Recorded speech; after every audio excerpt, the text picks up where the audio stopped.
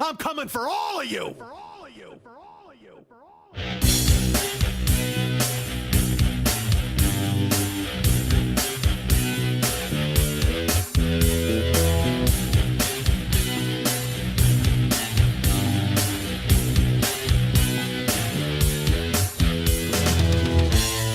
Right now, there's a 15-year-old sophomore in high school who has no idea they're studying nursing just so they can wipe my ass in 17 years. I'm 50 and single. That's a fantastic combination. I'm going to spend my golden years dating a handful of spit and a jug of Astroglide. Hey, what's happening? Mike Schmidt, 40-Year-Old Boy podcast. How was your Thanksgiving? I hope it was good. You wrote me asking me how mine was, and I answered some of you. Most of you. All of you. Did I? I don't know if I did. But you were very nice to check on me because I mentioned last week I was going to be alone, and people are like, dude, I can't believe you're so alone on Thanksgiving. And that's just the way it worked out. That's the way it was. And you know me, I have a plan where I'm going to go out and live my life. Like I said, I might cook a dinner. I might go to movies. I might go out and gallivant. I got all those plans. Hey, guess what I did? I hid in my house. I hid in my house like I always do. I hid in my house. And it's even worse because it's not a house. It's a fucking apartment.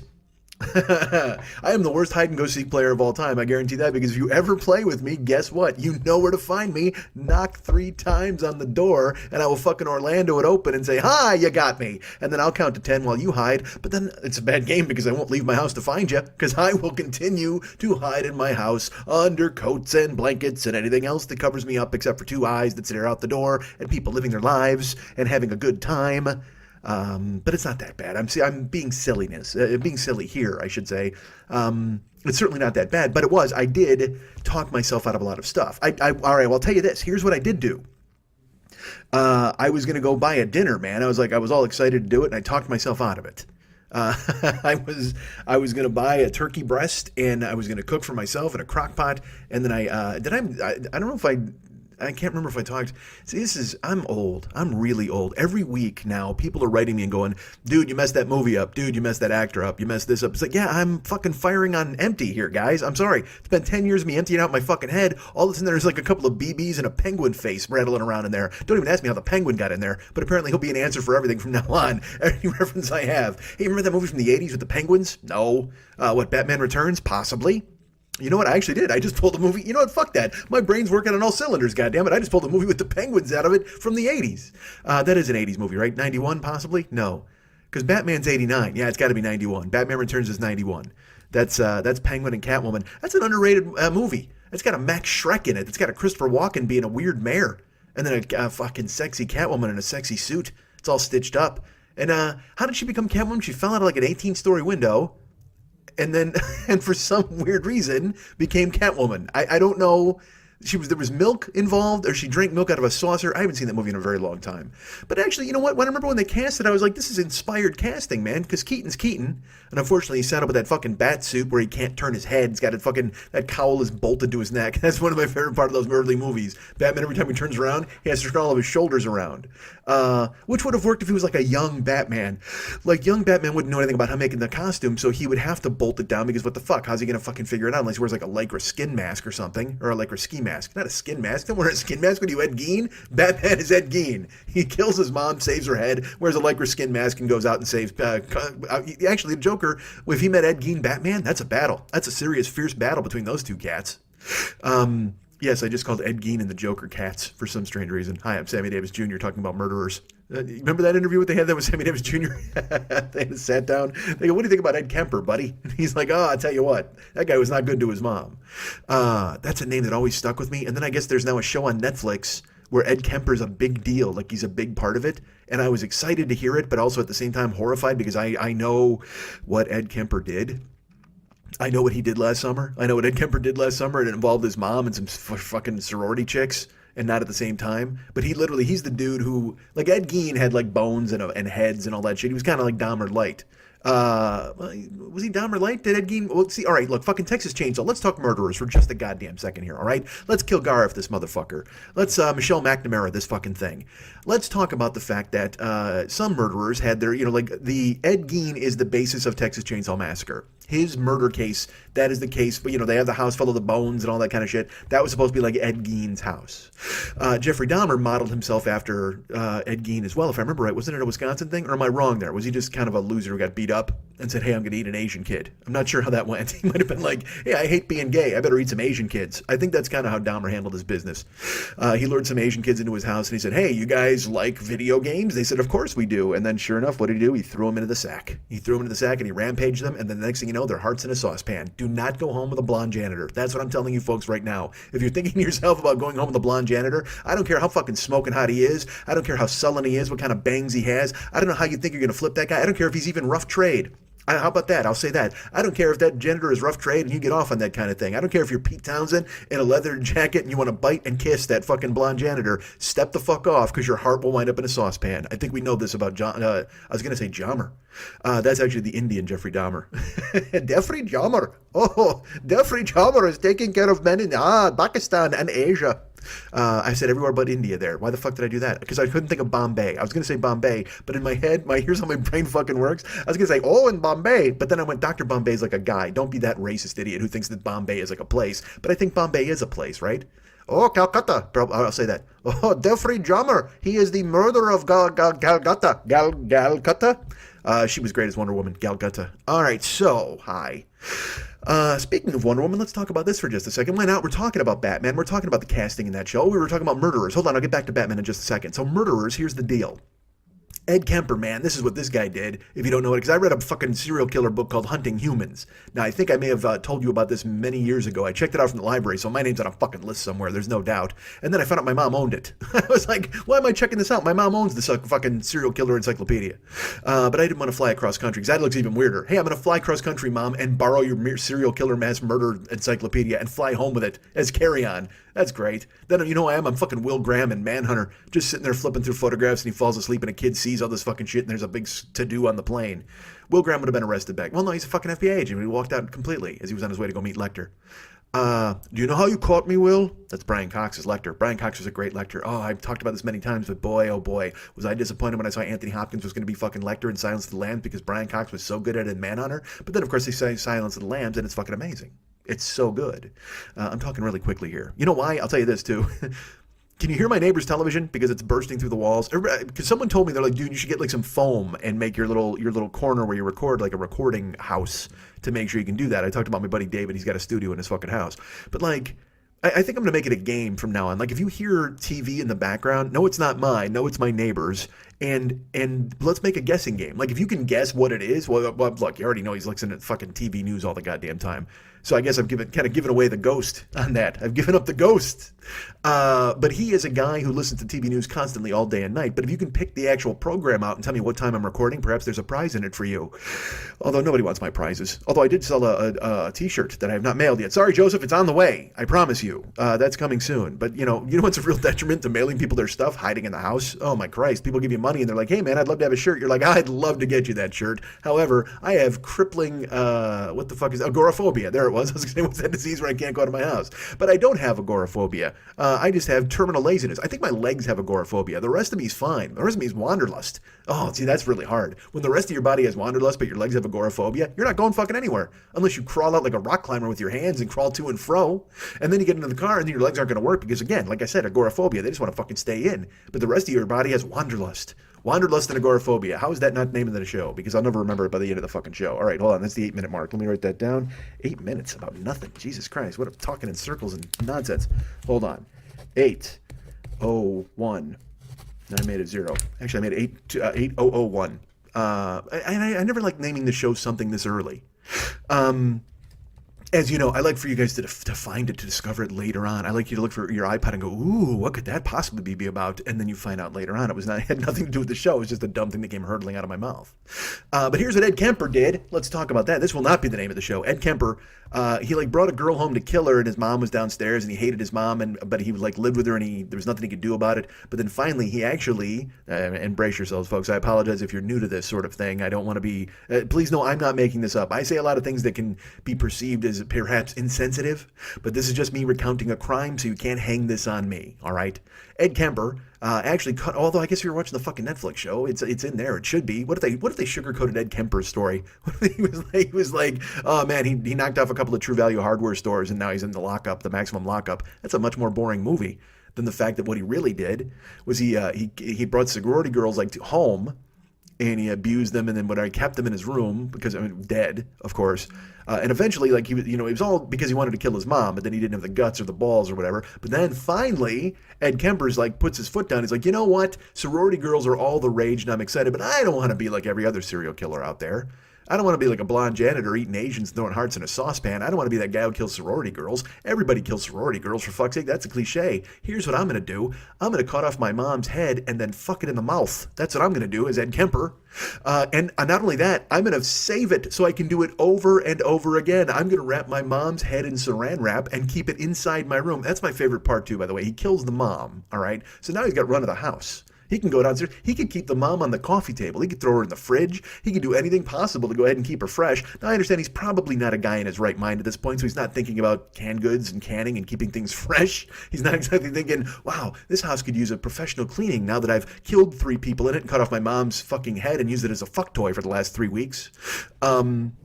You would think that he would be a guy who would try to avoid that sort of thing. Because again, he's got run of the house. His mom's dead. She's not yelling at him anymore. He could actually sleep in her bed. He can go watch her TV. You know what he did? You know that version? You know the story I told where I like hid in the guy's house and I went through his parents' stuff and then his mom came home?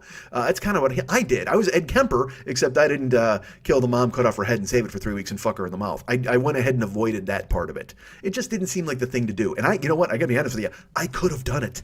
I absolutely could have done that because I was 2 feet away from this person at one point where she was at her most vulnerable and certainly not suspecting anything. If I was a different cat, we're not even having this conversation. You're watching me on Netflix get interviewed. That's what's happening. I'm like that guy, the Iceman, who buried people in a goddamn barrel.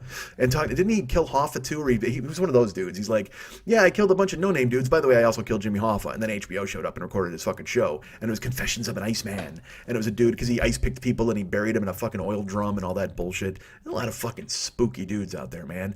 And that's the thing is like I'm not mad anymore. I try not to be mad anymore. I try not to get worked up at grocery stores or in traffic or any shit like that because it's a bad time in society for everybody to be angry. It's a bad time for anybody to be angry with anybody else because we're all on a hair trigger. Everybody's waiting for the fucking apocalypse. Everybody's waiting for the shit to go down. So everybody, it's like that old Eddie Murphy joke where the black guy walks in and the fucking bellhop's like, hey man, is this your suitcase? Yeah, it's my fucking bag. What's wrong?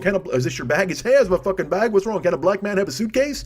What the fuck's wrong with this guy? So we're all Eddie Murphy in that joke now. We're all the black dude just going, yeah, it's my fucking bag. Yeah, it's my fucking country. Yeah, it's my fucking car. What's wrong? Can a black man have a suitcase? So can a citizen have an opinion? Unfortunately, every citizen has an opinion, and they let you know about it. They tell you it. Oh, they bring it right to you. You know who doesn't bring his opinions anymore? Ed Kemper. I'd love to hear what he has to say about the current events going on in the world. Is he even alive anymore? I don't even know. It's funny because I read the Serial Killer Handbook. It was called Hunting Humans. I read that thing cover to cover, and I read a bunch. I read about an Albert Fish. I read about an Edmund Kemper. I read about all these cats. It was Edmund too. I think that's one of the reasons why he killed his mom. If it was an Edward Kemper, that's not a killer. Edward Kemper's an accountant. Even if he is 6'7" and 340 pounds. Sure, he kills a couple of sorority girls, but the mom gets off. She gave him Edward instead of Edmund. But you throw an Edmund at him? Oh, fuck. That guy's, he's just going to fucking, now you're on the clock, mom. The minute you get back the birth certificate with an Edmund, you are on the fucking clock for death and fuck toy nonsense. That's about to happen. Oh, death and fuck toy nonsense. How does that needs to replace it, right? I don't even remember what the other name of the fucking show was. I'll have to go back and check. Cut off his mom's head. What's the fucking problem? I mean, look, all right. There have been points in all of our lives where we thought to ourselves, you know what? I should cut off my mom's head. I mean, absolutely, that's flashed through our brains at one time or another. That thought, whether it's been in word form or in picture form or in weird cartoon form, 4-panel comic strip form, somehow you've pictured yourself cutting off your mom's head. Some Thanksgiving when she was just running off and wouldn't stop talking. She grounded you and took away your fucking car privileges, anything. In your brain, you went, you know what? I'm going to fucking cut off my mom's head. And then, because we're not Edmund Kemper, we all talked ourselves out of it. Everybody in the world talked ourselves out of cutting our mom's head off, except for anybody named Edmund. You can look that up. That's a true fact. The only siblings, the only children who've ever cut off their mom's head, were named Edmund. It's just a thing. So please, by all means, avoid naming anybody Edmund. I don't even know if I have any Edmonds listening to the show. If I do, write me. I'll talk you down. Because I know you're right now thinking to yourself, oh, fuck. Because what if I just woke dudes up? What if this was like the Halloween 3 of podcasts? By bringing to light the Edmonds killing their parents and using their mouth as a fuck toy, I just go ahead and have activated Edmonds all over the goddamn world. Oh, no. And I'll tell you what, there's nothing worse than activated Edmonds. Oh, my Christ. The only thing worse than that, activated Dave Edmonds. All right, he's doing rockabilly and killing his mom. All right, so activated Jim Edmonds. He makes a diving catch and then runs into the stands and kills his mom and doesn't make the Hall of Fame, even though he fucking should, because he was a badass center fielder and he had to wield a great bat with 2 clubs. You know what? His career with the Angels was really good, and then he goes to the Cardinals. He just improves upon it. I think Jim Edmonds is a Hall of Famer. I'm a big Hall guy. If you're going to argue with me, you can write me, but I'm a big Hall fucking guy, and Jim Edmonds belongs in. Kenny Lofton belongs in. These are dudes who are getting left behind. Lou Whitaker and Alan Trammell deserve to be in. Every Strat card I ever loved deserves to be in. Gene Tennis does not deserve to be in, but I loved his Strat card. Oh, did I love Gene Tennis's Strat card? He was amazing. He had homers on like 208, 29, 210. I mean, and just fucking rope. That was only against lefties. But he was a solid defensive catcher, so you played him anyway. He was no Sal Bando. Let's talk about the 1972 A's, folks. Let's do that. And by the way, the 1972 A's, I think that was the team that won the World Series the year Edmund Kemper cut his parents' fucking head off, or his mom, I should say. I don't want to lump the dad into this, okay? The dad had nothing to do with the name. The dad does not get his head cut off. I think he absconded into the night because it was just Edmund and his mom. Because I'm going to go ahead and lay this out for you. I'm going to lay out this theory. If the dad lived there, I'm guessing Edmund Kemper doesn't kill the mom and cut her head off and then fuck the mouth. I'm guessing that does not happen. And he certainly doesn't do it for 3 weeks at a time because the dad would have noticed. I gotta think, if the dad lives there and Edmund Kemper cuts off the head of the mom and then saves the head, wraps it in saran wrap, and fucks the mouth nightly, I gotta think the dad's gonna notice that. That behavior doesn't go on for more than, I'm going to say 2 days. Even if the dad's oblivious, I'm going to say he notices the second fucking day. He could be a clueless dad. He could be a drunk dad. He could be a dad who stays out and has a couple of belts, a blue collar cat. Maybe he goes out and works at the factory. I gotta stop saying cat in this fucking show. Maybe he goes to the factory, he works. He knows a friend who was a big baseball player back in high school. He could throw that speedball by him. Maybe he's that guy. I don't know. But maybe I say the first day, okay, maybe he's oblivious. He stumbles in a little drunk. He goes, oh, well, the wife's not going to want to see me, so he sleeps on the goddamn couch. But the second day, when he wakes up and there's no breakfast on the table, he's got to be thinking to himself, hey, man, where's my wife? Well, you know what? I'll catch her at dinner. Maybe she's upset about me coming home from drinking. And then he goes to work, but then when he comes home that night, clearly he questions it, and he knows that something's wrong, and he goes upstairs and he rifles his 6'7", 375-pound son's drawers and finds his wife's head with a mouth just dripping full of Edmund. Oh, my Christ, is that awful. And you know what he does? He rifles through the drawers, and he's not shocked. I will tell you this. He's not surprised. He finds the head. He lifts it up, and he goes, fuck. Should have gone with Edward. I told her. I fucking told her we should have gone with Edward.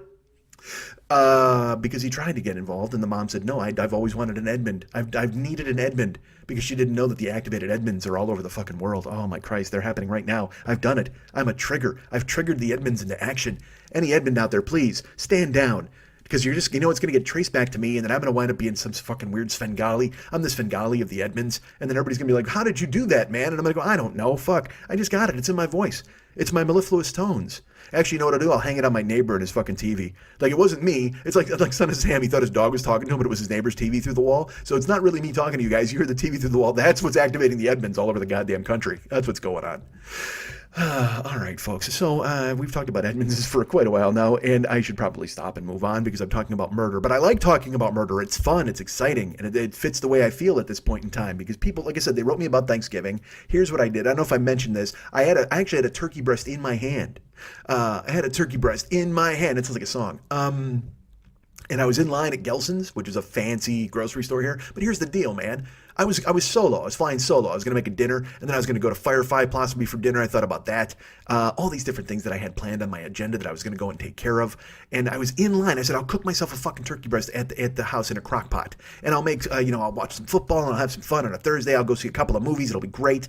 And I'm holding this turkey breast, and it's $40. Or no, I apologize. I grabbed the $34 one, which I guess you could round up. It's a rounding error. Fuck, 40, 34. Get off my fucking back, all right? Edmund. Yeah, I'm deactivating you, Edmonds. Did math trigger you? I don't know. Math would have triggered all the Asians listening, except their hearts are in saucepans on all the deaf-free jommers all over the country. Oh, the free jobber in Calcutta. All right, so I got a turkey breast in my hand, and it's covering me with blood, which I did not care for, quite frankly. And I'll tell you what, stores are busy on a Wednesday because I went. It was Wednesday night. I went to go shopping. It was Wednesday night because the show showing up Wednesday night. Fuck, did I talk about this? I hope not, because I recorded the show on Tuesday last week. I get lost. I go crazy when I look in your eyes. I go crazy when I look in your eyes. Is that Walter Egan? No, that's Magnet and Steel. See, and nobody's gonna write me about that one because I know I got that one fucking right. Bang bang. Hey, here's a great song, by the way. I heard this song on the radio and I was like, holy fuck, I haven't heard this song in forever. Get this, because I love '70s songs and I love story songs like "Daddy Please Don't." It wasn't his fault. He means so much to me. Daddy Please Don't. We're gonna get married. Just you wait and see. Dun dun bum bum bum bum bum bum. I like story songs from the 70s. They're fantastic. Billy, don't be a hero. Don't be a fool with your life. Billy, don't be a hero. Come back and make me your wife. And as he started to go, she said, Billy, keep your head low. Billy, don't be a hero. Come back to me. I'm going to let you guess how that song ends. Go ahead and figure it out. If that's the chorus, Billy, don't be a hero, don't be a fool with your life. I'm going to let you figure out how that song fucking ends, young people who don't know what story songs are. But I'm in the fucking car the other day, and a song comes on, and it starts to play, and immediately I'm because I love cheese, man. I love 1975. I love Pilot with Ho Ho Ho. It's magic. I love all of that stuff. I love Jackie Blue, your Ozark Mountain Daredevils. I bought a fucking box set called Have a Nice Decade. It was from Rhino Records. It actually has shag carpet built into the box set. It's fucking fantastic. And it's 12 discs of 70 songs, and I just fucking loaded them in. So occasionally I'll just throw on a fucking 70s party and just rock the fuck out. That's a lie. I don't really rock the fuck out. I hide under my fucking coats, and I hope nobody knocks. Particularly Ed Kemper, who's going, "Hey, that sounds like the music of my youth." Get lost there, Kemper. Take your fucking sawed-off machete with you. So I heard a song. I'm driving in the car the other day, one of the few times I left my apartment, and there was a song called "Wham Bam Shang-a-Lang" with a la la la la la by Silver. I think the band was called Silver. It came. I was just like, holy fuck! And what'll happen is songs will come on in my car, and I'll take a little snapshot, like a little picture-oo, so I can remember it later. And if I can check iTunes and see if I can go ahead and grab it there. So here's what I did. The song sounded where in my head I'm like, man, I've heard this song recently, but I haven't heard it in a million years. What are those sorts of things? Where it echoed of something that had happened recent, but yet it's a song I remember from my childhood. So I'm like, I'm trying to juggle that in my fucking brain. But I got home and I went into the iTunes and I Googled it. I threw in the wham, bam, shang-a-lang with a shy-ya-ya-ya-ya. And I threw it in there and I looked and it comes up. It's on the Guardians of the Galaxy soundtrack. And I'm like, holy fuck, that's why I heard that goddamn song. I was at Maki's house listening to that fucking tune when I watched the movie. It was fantastic because I loved Guardians of the Galaxy. All right. But in my head, I go, well, I gotta fucking buy this. But then I'm like, man, do I have to buy the whole Guardians soundtrack now? Because I know the soundtrack was great and he's got the fucking mixtape and all that. So then I look and I'm like, well, fuck, I think I own a bunch of these songs. Because, I mean, I do have a bunch of 70s songs and shit like that on my fucking, Have a Nice Decade and other things that I'd bought. Because I had purchased a ton of other individual, before I bought that one, I bought stuff to fill in the blanks. So, because look, I need all the 70s. That's what I need, baby. I need all of it. I need to be on the hotline, calling on the hotline for your love, for your love. All right, so that's the Silvers. They also sang Boogie Fever. You know she ate her pizza dancing to the beat. She's got the boogie fever. Boom, boom, boom, boom, boom, boom. She's got the boogie down. Oh, just get on down. All right, that's 70s stuff. So I have this Have a Nice Decade, right? And I've got all sorts of stuff. So I go, I don't need to buy the Guardians stuff. I think I have most of these, but what I can fill in the gaps, I go to my fucking collection and I bring up the 70s. And guess what I have on the Have a Nice Decade fucking box set? Wham, bam, shang-a-lang with a la-la-la fucking by Silver. It's there. It's on my fucking iPod. I'm like, oh my God, I just saved $1.29, thankfully, because I didn't have to buy $1.29 worth of nostalgia from the past, which I do enjoy. Oh my Christ, do I love the past and I love nostalgia. That's the thing. Like I told you, I sit in my house, I watch Kojak, I watch Mannix, I watch Highway Patrol, which I'm obsessed with, which is the fucking worst show ever made. You must watch it. It is just, for some reason, the Highway Patrol is involved in solving all of the crimes in California. Everything. And they also kill a guy in every episode. For some reason, the Highway Patrol, they're real gun happy on the Highway Patrol. They just fucking blast the dude. And he dies like in the old school way. Like when you were a kid and you played Cowboys and Indians, you go, ah, and you fall down. And then the guy makes a quip, like Broderick Covert makes a stupid joke. And then they get in the car and they drive away. I have a feeling I've talked about this to you guys before. Jesus fucking Christ. See, this is the problem. When it's just me solo, when it's just me tearing it up by myself, you're going to get this. You're going to get me talking about Ed Kemper and his mom getting fucked in the mouth. Well, not Ed Kemper and his mom. Ed Kemper fucking his mom in the mouth. Ed Kemper didn't get fucked in the mouth. I'm going to tell you this. Even in prison, I'm going to say Ed Kemper did not get fucked in the mouth. That's 6'7", 400 pounds of fucking really, really angry guy who killed his mom. And you walk in with that rap, you're the guy, right? Because if you're hell-bent on going to jail, like, look, if you did something stupid like robbed a bank, all right, let's think of that. If you robbed a bank and you know they're on your heels, immediately go to your house, kill your mom, and fuck her face. That's what you should do, because you walk into jail with a fucking crazy-ass rep. Like, you walk in like the man, and nobody's going to fuck with you at that point. Now you're just fucking Francis from Stripes, and you're just like, hey, any homos touch me, and I'll kill you. Lighten up, Francis. Nobody's going to say lighten up, Francis, to you in jail if you fucked your mom's mouth after you cut her head off. You're fucking getting away scot-free. You know what? You're getting away Edmund-free. I'm going to make up a new phrase. If you do any crime, any white-collar crime even, you've been floating numbers, you've been cooking the books at your small shoe store, go home, cut your mom's head off, and fuck her in the mouth. And then you will get off Edmund-free when you get into jail. No prison rape in your fucking future. If anything, the Netflix comes calling. Hey, Tom McCann, we got a question for you. Why'd you fuck your mom in the face? And then you've got a fucking show. You got a hit series. And then you get respect in the yard. And when you're out there playing dodgeball or trying to get Red to get you a poster of fucking Rita Hayworth, you got gold. Everybody loves you. You're respected in prison. You're a big man. Not like on the outside where you run your shoe store and you got to steal nickels and dimes to try to impress some floozy. All right.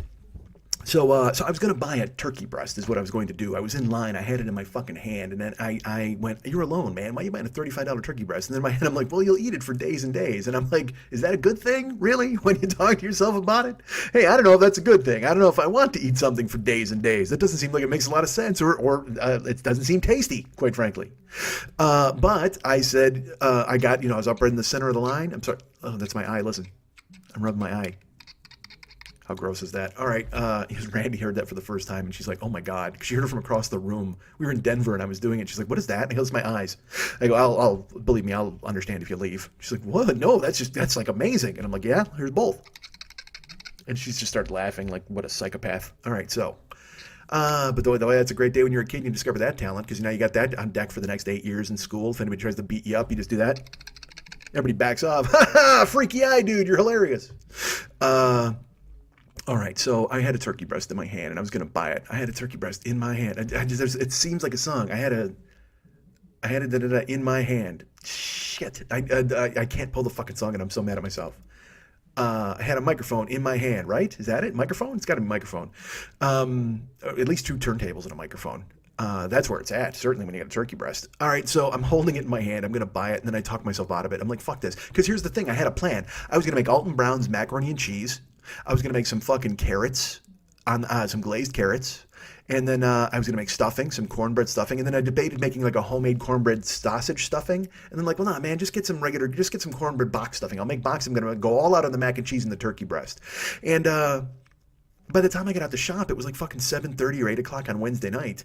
So not only do I got to shop then until like fucking 11 and come home and then do a ton of prep work, and then the next day I got to get up and cook, and I'm just like, because there's nobody to do it for. You know me. I don't care so much for me. I don't like me as much as a guy. I like a lot of people. I like to share. I like to cook. It's why, it's like I said, when I cooked for Jill, when I made a turkey, I was so happy to do it because I wanted her to enjoy it. It was like, and it's also, you get love by going, here, look at this. But with, when I wasn't going to have anybody but me, I was like, nah, it's not worth the effort. I'd rather just sit in my house and do nothing, which is the fucking bullshit nonsense thing. Be good to yourself, folks. That's what Journey taught us. They said, be good to yourself when nobody else will. Oh, be good to yourself. That's what Steve Perry says. And I think he was absolutely talking about cooking Thanksgiving dinner by yourself in California. California. Here I come. All right. Is that Phantom Planet? Yes, it is. We talked about that came up last week, I think. Holy fuck. Why are they stuck in my goddamn head? You know why? Because they're phantoms. They're haunting me. They're floating around in there. They're a phantom menace. Get out of my head, Phantom Planet. You're phantom menacing me with your phantomness and putting that song in my goddamn brain. I chase you. I'd be gone. Right now, I'm not even joking. I made the sign of the cross with my fingers at my own head to banish Phantom Planet and their phantom menacing from my skull. Bring your song out and tell it to somebody else. Please, float into the next room, Son of Sam, dog, news show. All right, so, hi. So I bailed, man. But Gelson's, I will tell you this, is directly across the street from a restaurant called 4 and 20. Now, I'm going to ask you right now, if you're an old person, what do you think 4 and 20 sells? I guarantee you an old person my age knows the answer. A young person thinks it's a weed shop. Abso-fucking-lutely. There's nobody out there who didn't go, oh man, you totally bought some Thanksgiving weed, man.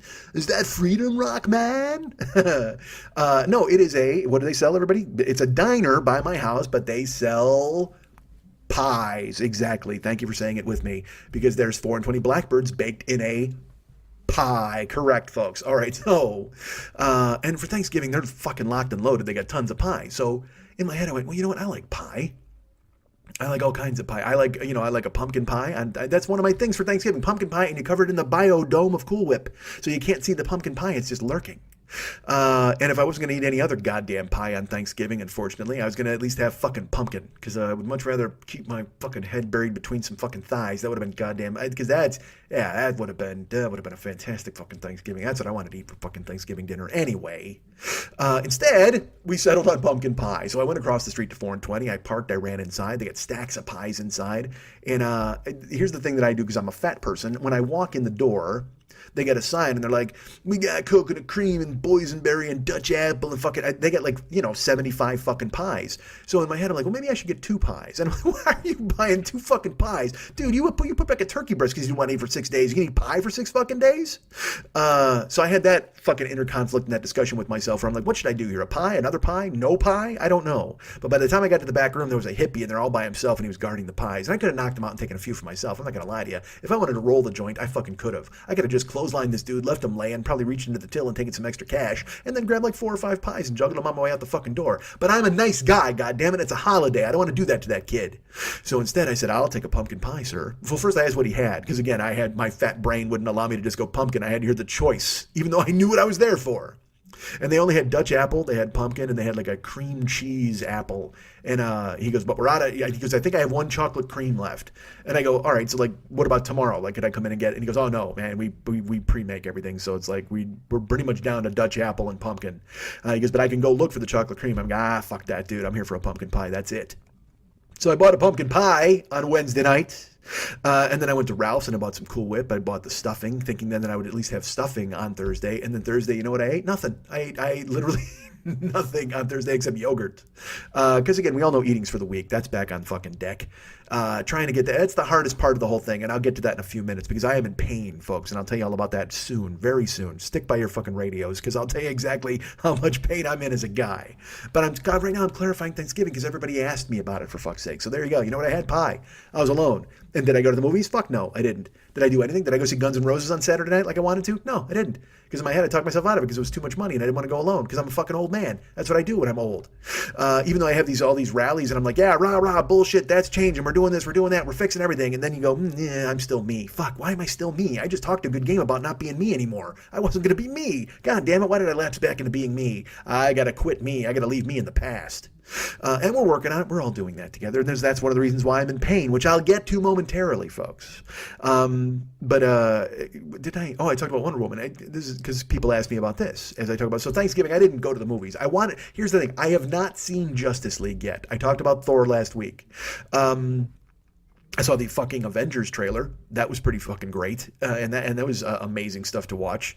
That was really great to watch because I don't want to give anything away, but the best is the end part of the Thanksgiving trailer, right at the beat. That's the end of the thing. I don't want to stick around after it looks like Avengers is over because the last 5 seconds is gorgeous. All right, so instead, folks, I will tell you, I have not seen Justice League because I thought about saying I was going to see Justice League and 3 Billboards over the weekend because 3 Billboards is a movie I really want to see with Frances McDormand because she's fucking amazing. Woody Harrelson is fucking amazing. And I like adult fare. I like to see an adult movie. That's one of the reasons why I talked about last week going to see fucking, I was going to go see Paul Thomas Anderson's movie, which did not get this. I checked it out. There were screenings here. All of them fucking sold out. There's fucking 12 screenings Thanksgiving weekend gone. All of them fucking bought up. And I was so fucking mad. Because I'm classy. I'm a classy guy. I can get in there with my pinky in the air and watch a goddamn snooty movie. You don't fucking, my money's no good here, you fucks. Oh, I gotta go see, they probably think I'm gonna go, you're more of a Batman guy. Fuck you, man. Looking down at me at your Beverly Hills fucking Odeum Arts Center or whatever the fuck it was. But they weren't wrong because I fucked up and I didn't know the tickets were already on sale. So I guess I am a poor. But as a poor, I should have gone to see Justice League, right? But I could not bring myself to go. I wanted to, and I wanted to see 3 Billboards. But again, like I said, I did not leave the house. But more importantly, I didn't see Justice League because this is going to be weird. It's a weird thing to even say because I was talking to John about it. Man, I don't fucking want to see Justice League. Like, I do not care. Which is the weirdest fucking thing for me to say about a Batman movie, because you got Batman in it. I'm there. I'm pretty much going to see it. I didn't see Suicide Squad because I knew Batman was only for a short time. But then, like I said, I watched it on cable and I was like, nah, I'm not mad at this. But it's also because I didn't pay fucking $18 to go see it. But Justice League to me, like, I mean, I liked Wonder Woman a lot in her solo movie. I hate Superman. You know that. I don't understand why he's unraped. I don't get that about Superman. I don't give a flying fuck about Aquaman or Flash. I mean, sure, okay, you like fish and then you're really quick. All right, good for you. Why didn't you become a super athlete? Why don't you join the Olympics and win prizes? Instead, you're the king of the groupers. All right, good for you, fucking Aquaman. Nice beard. Because that's another thing, too. Aquaman, to me, is an orange top and like green pants and blonde hair and that fucking radar thing that comes out of his mouth as he talks to a goddamn eel. That's gorgeous. He gets 15 eels to wrap up a bad guy, and then he's like, haha, I'm Aquaman. And then he gives you the fucking, a salute, and his spit curly twists, and he swims away. Submariner was the badass of the seas. That's the guy who's really rough. Aquaman's just a dork. I mean, he's just a guy, again, literally, that's his whole deal. He's a guy, he talks to fish, and I guess if there's a fish crime, he goes in and he solves it. He's down there, he's solving fish crimes, that motherfucker. He's not even good enough to come on land. But now, I guess they've changed Aquaman to where he looks like Rob Zombie, and he fights on land, or he brings, I don't know if the waves bring him there. I don't know, I saw the trailer, that dun dun dun dun dun dun dun dun dun dun dun, and then here's the even worse part about it, and I guess this is me, and I shouldn't feel this way, because I hate how crazy serious all the DC movies are. Like, I love Dark Knight. It's fucking fantastic. Dark Knight Returns with Bane, I really liked it the day I saw it, and then like the next day I went, yeah, there's a lot of fucking holes in this movie. Christian Bale goes to a prison again. He's not raped. I don't understand that. All of a sudden, all these ghouls love him, and they throw him in a pit, and he makes it home. Like Alfred meets him on an island. I almost don't even remember it. I remember Bane's voice. No, Doctor, that comes later. All right, that's not a bad Bane. I lapse into a Bane occasionally. I am Gotham's reckoning. All right, so what if I just did a show where I tried out voices on you motherfuckers, and you were just like, yeah, no, dude. Who's that, your mechanic? No, that's fucking Bane. Yes, that can't be Dave, the dope fiend shooting dope who don't know the meaning of water nor soap. I need bullets. Hurry up, run. The dope fiend brought back a spanking shotgun. Dumb. No, Doctor. No, brother. One must be found in the fire. The fire rises. No, Doctor. No time for fear. That comes later. All right. I discovered my Bane on a show, I think it was 8 weeks ago, and somebody wrote me and go, that was a good Bane. I'm like, all right, I got to bring Bane back. And now he's the bane of your existence as I bring him back and I drop him right in your fucking lap like a goddamn anvil in the middle of a fucking meeting. Everybody's in there having a nice union meeting. They're all casting votes. Everybody's really thrilled. And boom, I just threw it on. I threw my Bane on the table like Ed Kemper throwing his mom's head onto a coffee table at a goddamn book club. Hey, here you go. My mom's at the meeting now. Don't mind that ooze. That should be the name of the show. Don't mind that ooze. All right, so, hey, I'm actually going to make a note of that. Don't mind that ooze. 3655. Oh, terrible. All right, folks, I'm hiring. That's what I'm doing. I'm hiring somebody to come and sit here and take notes. Could you please do that for me? Motherfuckers, can somebody step right up and do that for me? So I don't want to see Justice League. I have no interest in it because I don't give two fucks about Aquaman and Flash. Because especially now, because again, in the comic book, Flash is a guy named Barry Allen. He's like a dude. He's, again, blonde hair, fast. But now I guess in the movie, he's a smart-ass emo kid. And I don't need to see the guy from My Chemical Romance sprinting quickly and fighting villains. I just don't need to see it. It doesn't do anything for me. I apologize. But smart-assy young Flash. Who was calling for that? Who out there was demanding it? Oh, I'll tell you what. I can't wait till the Flash hits the big screen, but I only hope they fucking totally wimp him out and make him a skinny pussy who's really fast. Could you do that with me, please? Because the Flash that I know, man, he was like fighting dudes like the Trickster and Yellow Flash or whoever the fuck, or he was Yellow Flash. I didn't read Flash. I didn't read DC. I read Batman, and that was it. And that's only because, honestly, mainly because the Joker was there and the Riddler. Like, the villains were fucking great. That was the dynamic of Batman and the villains. But in all these fucking DC movies, they're just fighting blobs of clay and pixels. They're all just fighting it's pixels in the dark. Which, by the way, not as good as orchestral maneuvers in the dark. Although I tell you this, if Justice League is fighting orchestral maneuvers in the dark, I am there, for fuck's sake. I am absolutely just to see if you leave and don't leave now. Bam, bam, bam. And fucking Batman just throws a couple of spin kicks at him. They bust out Enola Gay in the middle of the fight. All right, I will absolutely pay to see the Justice League fight orchestra maneuvers in the dark. However, Pixels in the Dark, I got no interest in that movie. It just doesn't do anything for me. And I can't, because here's the thing, they've made... like I said, there's no joy in the DC movies, but now I guess they've put in artificial joy in the DC movies by making Flash and Aquaman kind of funny. And I think, from what I heard, and again, I'm completely wrong, so I'm not spoiling anything. If you think I am not, because I have not seen anything yet. I haven't read anything. I know it didn't make what it was supposed to make at the box office. That's all I fucking heard. But I know Zack Snyder was doing it, and then he had a fucking horrible, horrible family tragedy, and then DC brought in Joss Whedon, and they said, hey, do all that Joss Whedon stuff that you do. And he said, what, you mean like harass women and cheat on my wife? And they said, no, the thing you do movie-wise, not real-life Joss Whedon. And he said, oh, okay, fantastic, I can handle that. How'd that go away? You know, I don't know how that went away, because again, there's so many now. Everybody else is getting fucking pulled out of the morass, the Weinsteins, the Louis C.K.'s. Somehow Joss Whedon, whose wife wrote an angry blog about him being a fucking reductive asshole who was cheating on her all the fucking time, somehow that guy went Twitter dark, and then he comes out and makes a movie again. That's why I have no faith in anybody who's like, haha, finally women are being listened to, haha, we turned the tables. Nah, not yet. I sure wish, but I just don't see it fucking happening. Just wait till Louis C.K. makes his next fucking movie about Harvey Weinstein. It's going to be great. Harvey Weinstein's going to produce Louis C.K.'s next movie as they make some fucking story about Trump. I don't fucking know. I got no faith in any of this sticking, because the fucking world is so upside down at this fucking point. What was I talking about? Oh, Whedon. Fucking yeah. So Whedon takes over. So I guess he's put in artificial fun. And like I said, I don't know. I guess Wonder Woman's in it, and of course Flash and Aquaman, who gives a flying fuck. And then, because Wonder Woman was great in her movie, but also then I saw like the picture where like all the princesses from Wonder Woman's island on Wonder Woman in the movie, they had like armor on and shit. And now in the new one, they look like fucking C.J. Parker and Pamela Anderson and the rest of the fucking Baywatch crew. It's like all these fucking tough girls who fight in bikinis. It's like, come on, man. That was the one thing the Matrix got right, is Trinity would wear the same outfit. She wouldn't be dressed up in a fucking half a dress and a bikini and fighting the Merovingian or whoever the fuck. She wouldn't fucking fight the goddamn albino dreadlock twins, whoever those fucking dudes were. In a bikini or in a fucking half shirt or in a mesh top. Fuck that. She'd wear a fucking leather goddamn suit. You know, the X-Men didn't fucking fuck around. They put everybody in the same jumpsuit. That's what it was. Because they avoided all the controversies. They said everybody in the same fucking jumpsuit. Everybody in the pool, into the fucking black leather. Now, should the X-Men have been in their bright yellow costumes? Of course.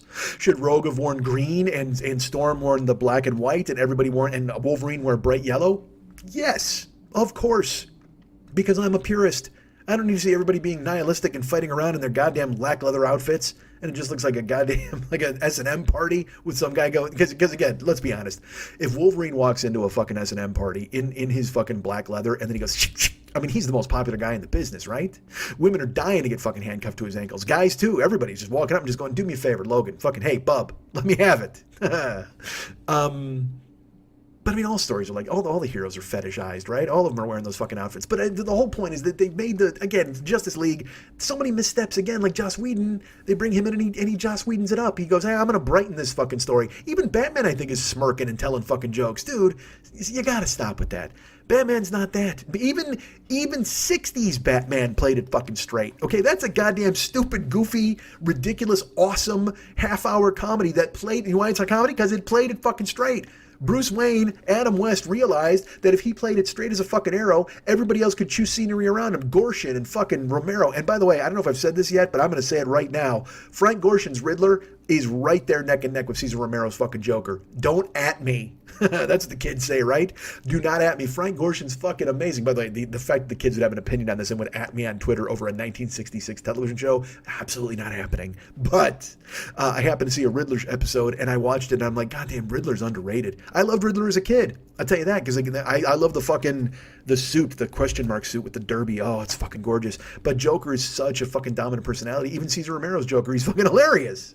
But But Riddler, man, he hangs in there. I go Gorshin, Riddler, and Joker. They're 1 and 1A. Joker and Riddler, 1 and 1A. And then, of course, all the Catwomen are fucking top of the list. God damn it. Julie Newmar and in your Eartha Kitts. Oh, my Christ. And I'll throw Lee Mayweather in there just because she's in the movie. But what the fuck? Julie Newmar. I just watched the Julie Newmar one. She had to straddle a rocket. And here's the thing, she was standing in high heels on the ground and she kicked her leg over the rocket, which is on a stand. It wasn't low. Okay, let's put it that way. So basically at one point, Julie Newmar kicked her ankle over her head to straddle a rocket. And that's all you need right there, right? I think I just finished now, just saying it out loud. I think I may have just fucking let go. I may have just fucking shot in my shorts just now, bringing up the phrase, Julie Newmar kicked an ankle over her head to straddle a rocket. Oh my Christ. And that's the one where she falls off a fucking roof and then she's hanging by a rope and then Batman gets thrown off and he's hanging on her and then Robin, of course, for some reason gets to pull both of them up. Literally, it's like 220 pounds of weight just hanging off the building. No, hold on, 220? Batman's got to go 2 himself. There's no way Catwoman made 20. Her fucking shoes weighed 20 pounds. And that's what made the kicking the ankle over the head and straddling the rocket all that much more impressive. Holy macaroni, Newmar. Get over here and fucking climb me like a fucking spider monkey. Just smother me. Just get up on me and wrap those fucking ankles around my head and put me in a goddamn... and choke me. Just fucking bury me in pussy and watch me fucking expire. I'll eat my way out. All right, hi. So, man, fucking... so that's the thing is Batman played it fucking straight on the TV series, even then. And now it's like Affleck Batman making jokes with... and he goes to recruit everybody and I guess make a team... and because there's a threat coming, and I don't know who the fucking threat is, because again, it's always from space, and that is something the Avengers have a problem with always too. It's like everybody coming to Earth is somebody from fucking space. There's no villains. Like there's no, like Iron Man was gonna fight the Mandarin, but it turned out it wasn't really the Mandarin. It was a fucking setup, and then Spider-Man. He fought the Vulture, which was fucking awesome. That's the way it should be. You know what I mean? So he has real villains because like Batman, Spider-Man had real villains and that was the coolest thing about him. But then these other dudes, like, there's a Fantastic Four is to play, Jesus Christ, I couldn't even say Fantastic Four. They had to fight Dr. Doom, who's from here, but then he's kind of spacey. I don't know. I like villains. And in DC, man, there's no fucking villains. Like Superman's got Mxyzptlk and I guess the leader, right? Or no, doesn't the leader fight, he fights the Hulk, right? With the big Brainiac dude. Or he fights Brainiac. That's who they fight.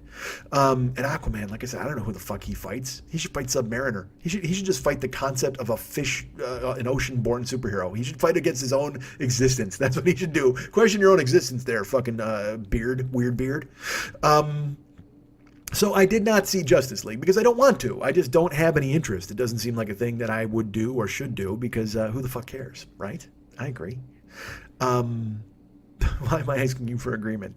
I mean, that's just the way it is. The bottom line is I don't want to see it. I will not hear your arguments. You can write me and tell me I should, and I will tell you no. I will tell you that soon, eventually. I will get to your fucking note because I'm in pain right now. I don't know if I can fucking do this. Because, here, I'll tell you about this. Why not? You know what? I told you last week, folks, we had talked about, a couple of weeks ago, we talked about Rock Bottom Night. And how I was eating and eating fries and then vomiting fries and then eating more fries because that's the kind of person I am on the inside, or at least I was before Rock Bottom Night. And then I turned it over to you guys for help. I'm like, let's fucking do this. Let's do something. Let's all jump in together. And I found there were some people out there who were like, you know what, Mike? We are like-minded. Everybody went to their window and they opened it up and they started shouting it out. And they're like, Mike, let's do this. I'm absolutely on board. So did I talk about this last week? Jesus fucking Christ. I don't know what I've done or what I do. I need to start listening to the show, probably. That would make fucking sense. Do I don't, now I'm doubting my own self. All right, I'm just going to fucking plow forward here. I should finish telling you about pumpkin pie. So stupid.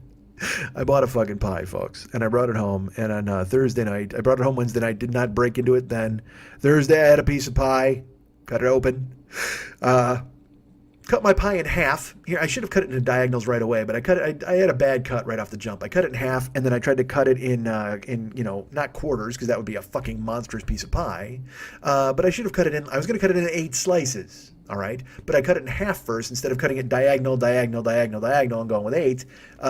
Because I worked in a pizza joint. I know how fucking cutting works. I took math. I know geometry. I know how to make a shape. Yeah, here's how you make a shape. You give birth to a kid who's quiet all the time, and then you ignore him, and then he kills his sister, and you put him in a fucking mental home for 25 years, and then he escapes. And then you send Donald Pleasance after him. That's how you make a shape. But I can make a shape easily when I'm cutting things. I can turn a pie into an asterisk immediately with a knife. You give me a knife, I can turn a pie into an asterisk. I can turn it into a because normally you go plus sign, that's quarters. I don't want that. I go asterisk. Boom, boom. I got 8 pieces. However, instead I turn it into halves. And then rather than cutting the whole thing diagonally across, I just cut a piece out of one of the halves. And I hated it because it just looked bad. The symmetry was all wrong. But at that point, I didn't give a fuck. I buried it in Cool Whip and I ate it. So that's what I did Thursday. I had 2 pieces of pie Thursday. And then I had a piece of pie on Friday because it was on the counter. And I'm like, all right. And I was avoiding eating it because I was like, well, you can't be eating pie all the goddamn time. So I did go out and I got regular food. I went and got some Zankou chicken. I had that because I'm trying to stay as healthy as I possibly can. It's a weird struggle. I won't lie to you. Like I said, no fast food, no candy, no soda, trying to avoid that stuff. And I've avoided the soda and I've avoided the fast food. I might have had a candy bar once, maybe twice. But I'm still fighting it off, folks. And I'm full disclosure, I'm telling you about it. See, doesn't that make it okay? As long as I'm copping to it, as long as I'm admitting to you that it's happened, that there's been candy in my past, perhaps I can avoid having it in my future just by telling you about it. It's cathartic. I go ahead and I get to vomit my candy rage all over you. I get to bleed it all out. I get to cut open my stomach and just have some, I'm like the shark in Jaws, a license plate and a bunch of candy fucking topples the fuck out. Now I'm absolved of all candy sins. But still making an effort. So Thanksgiving weekend, John, I told you, was busy with his holiday and he went to see his parents and stuff. And should I have gone probably to the gym myself? I should have. But like I said, I watched my diet. I ate like a normal person. Still only 1 meal a day. I got to start changing that. But I went out. I had to buy a bunch of stuff online. I hid all weekend. I can't lie to you. I hid because the Bears were on Sunday morning. I'm like, well, I'll go out after the Bears. And the Bears got fucking massacred. And I was like, oh, I'm not going out anywhere. Anyway, so. I was in all weekend, all Thanksgiving weekend. And then I was like, we're going to get back on the horse on Monday. But here's the deal. Someone wrote me last week and he's like, it's our friend Casey Murphy. And he's like, you know what, man, I'm going to start a page. Like, I'm going to start a Facebook page and everybody can go ahead and join it and we'll all start, working out. Man, how's that sound? And I'm like, I'm on board. So then we were trying to figure out a name for the page. And then, Mex was going to do, because Casey contacted Mex about artwork before contacting me, or he contacted both of us at the same time. But Max is answering emails a little sooner than I am these days, but only these days, not in the past.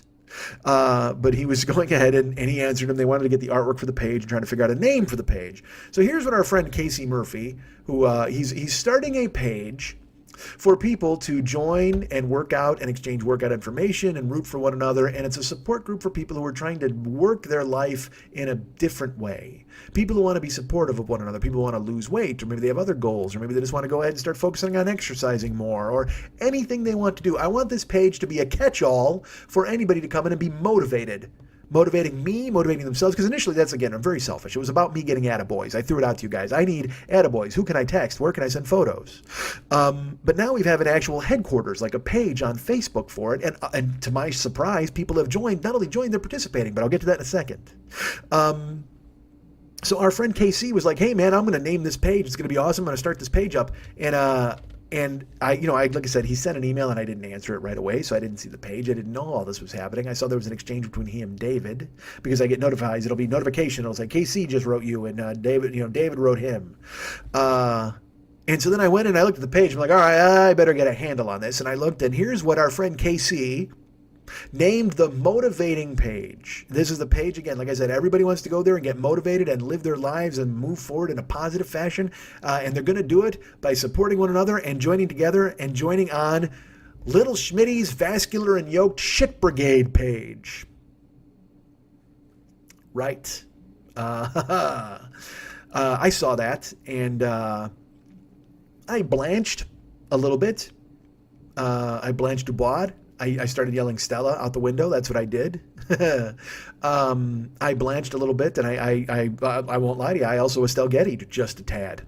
I was a little thrown by Lil Schmitty's Vascular and Yoked Shit Brigade. Because this is a page about motivation. This is a page. Now, look, I recognize, because that's the thing is, I guess it's also funny because it's associated with a comedy show.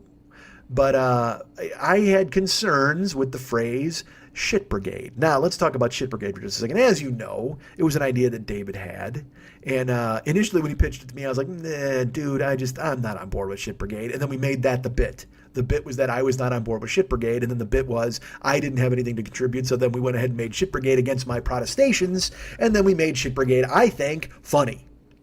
But it doesn't mean that I want to hang my hat and the legacy of my fucking life on a Facebook page called the Vascular and Yoked Shit Brigade. It just seems a bridge too far, a shit bridge too far, if you will.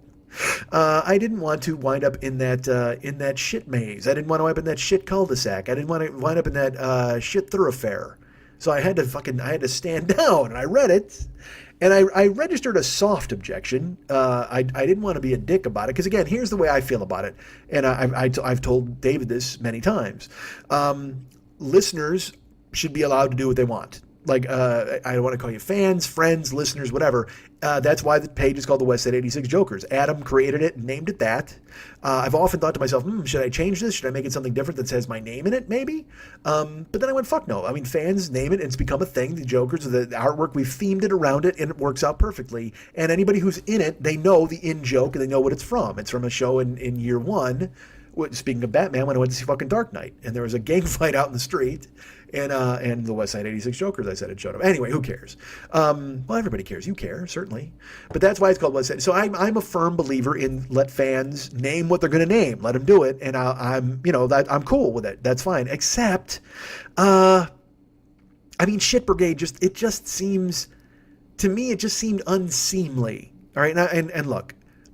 David does not agree with me. David thinks I probably have a stick up my ass when it comes to this kind of thing, but it doesn't strike me as productive to name a page where we're all going to start motivating one another the Shit Brigade. It just did not strike me as something that I liked. And so and also this is also a real concern. I didn't want people not to join because it was called the Shit Brigade. Like I said to David, I go, look, man, if it's like 22-year-old people, they might think it's hysterical. Ha, we're the Shit Brigade, whatever, that's fine, we own it. But if you're like a 48-year-old woman who listens to me and you're like, yeah, you know what, I think I'd like to go in there and interact with Mike and his fans and be part of this, and it might motivate me and might help me. And then you go and you see it's the Vascular and Yoked Shit Brigade. You're just like, well, I can't fucking join this. I'm a 48-year-old woman. Why the fuck would I do this? 48-year-old man, anybody of age. I was worried about anybody older than a certain demographic, because I do have demographics, and I got young people who listen, but I've got mainly people, not my age, but somewhere between 20 and 50. You know what I mean? I just didn't see, because I have professionals who listen to me, I have people overseas who listen to me, I get all sorts of different people, and I didn't want it to be misconstrued that I was calling you and calling everybody the Shit Brigade. And of course, everybody says to me, well, it's comedy, they get it, it's a comedy show. And I'm like, yeah, I know it is, but this was something more. I wanted this to be a little different. I wanted this to be, again, like kind of a motivational deal where we all got together, and maybe at the end of a long day, if you're depressed or sad, you don't want to go to the Shit Brigade to try to get fucking pumped up. Maybe that's not where you want to be. And like I said, people of age, they might have kids. So, I know, I'm well aware with Facebook, it puts all your groups on the fucking margin of your page. So if you scroll down and you're like, all right, I'm at the Etsy, there's my Etsy store, and there's my Shit Brigade page. Some 10-year-old's going to go, Mommy, why are you in the Shit Brigade? I didn't want that to happen. Look, it's hilarious. I think it's fucking funny as hell. I think it would really, if that ever happened in real life, if an 11-year-old went to her dad and just went, Daddy, why are you in the Shit Brigade? And he had to explain it, that's really funny to me. But it wasn't a bit. I mean, it's a page where I want people to come and feel safe and kind of have fun and exercise and motivate, and not even exercise or eat right, come in and impart wisdom. Our friend Dave Fogerson, he's a guy, he's my age, and he's like, hey man, I've spent a lot of years studying this kind of stuff. I've got some information about diets and working out, and he goes, I don't want to step on anybody's toes by sharing. And I go, dude, this fucking page is for motivation. Share whatever you got. I go, but it's going to be an ebb and flow and a give and take and an exchange. I don't want anybody fighting. If somebody says, hey, I don't agree with that or whatever, I don't want it to turn into a fucking fight, because that'll just be stupid. The point is, nobody's wrong. Come in, you put your steps, your stairs, what you ate, whatever the fuck, or even if you just come in and go, hey man, I'm bummed. Anybody want to cheer me up? Whatever the fuck. I don't give a fuck. Let's make it like a weird meeting place. And nobody wants to go meet down at the Vascular and Yoked Shit Brigade. It's just not a place to gather. It's not a gathering place. It's not a watering hole. If you're playing Overwatch, or you're playing Skyrim, or one of those fucking stupid games, Skyrim a game? I think it is. I might have just made it up. And someone shoots you in the knee, and you got to go drink it off with a fucking flagon of mead, you're not going to go down to the Vascular and Yoked Shit Brigade Hotel. You're not going to do that. You want to find a better place, a classier place, a nicer place.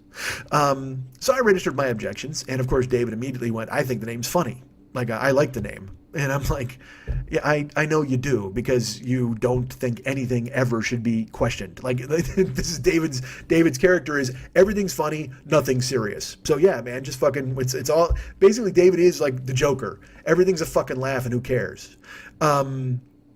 To a certain extent, you know what I mean, when it comes to certain things and interactions. And so I'm just like, I knew you'd think it was funny, but and then I explained my feelings that I don't know if an older gentleman would want to stride in with a derby and an umbrella and hang it up. You know, I don't know if Patrick McNee and Emma Peel want to stop in after cracking a case. I don't think the Avengers would stop in and have a nice quaff a nice drink in the fucking shit brigade room. That doesn't make sense. I want to draw a high class of people. I want to have as many, and look, we're all jokers. Who the fuck cares? And we're all in on it, so we understand. But it just, you know, the Joker's page is the Joker's page, and the fucking Vascular Note Shit Brigade page, I just felt it could be different. So I gently aired my concerns to a KC and to a David. And I noticed that KC had said, hey, look, I named it this because I wasn't sure what you want. Tell me what you think. And I told him, look, I don't like it. And then I was batting around artwork with David because I was trying to reach a compromise because he liked Shit Brigade. So I was like, well, what if you did an art, you know, because he was like, what if you named it, because this was Mex's idea. He goes, what about Little Schmitty's Attaboy Fit Brigade? And I was like, well, I do like that. I go, you could do artwork, because I was trying to make a concession to David and his Shit Brigade ways. And I wanted him, I said, do the artwork where it's like Little Schmitty. It says the Little Schmitty's Attaboy Shit Brigade, but I'm spray painting the SH and putting in an F over it.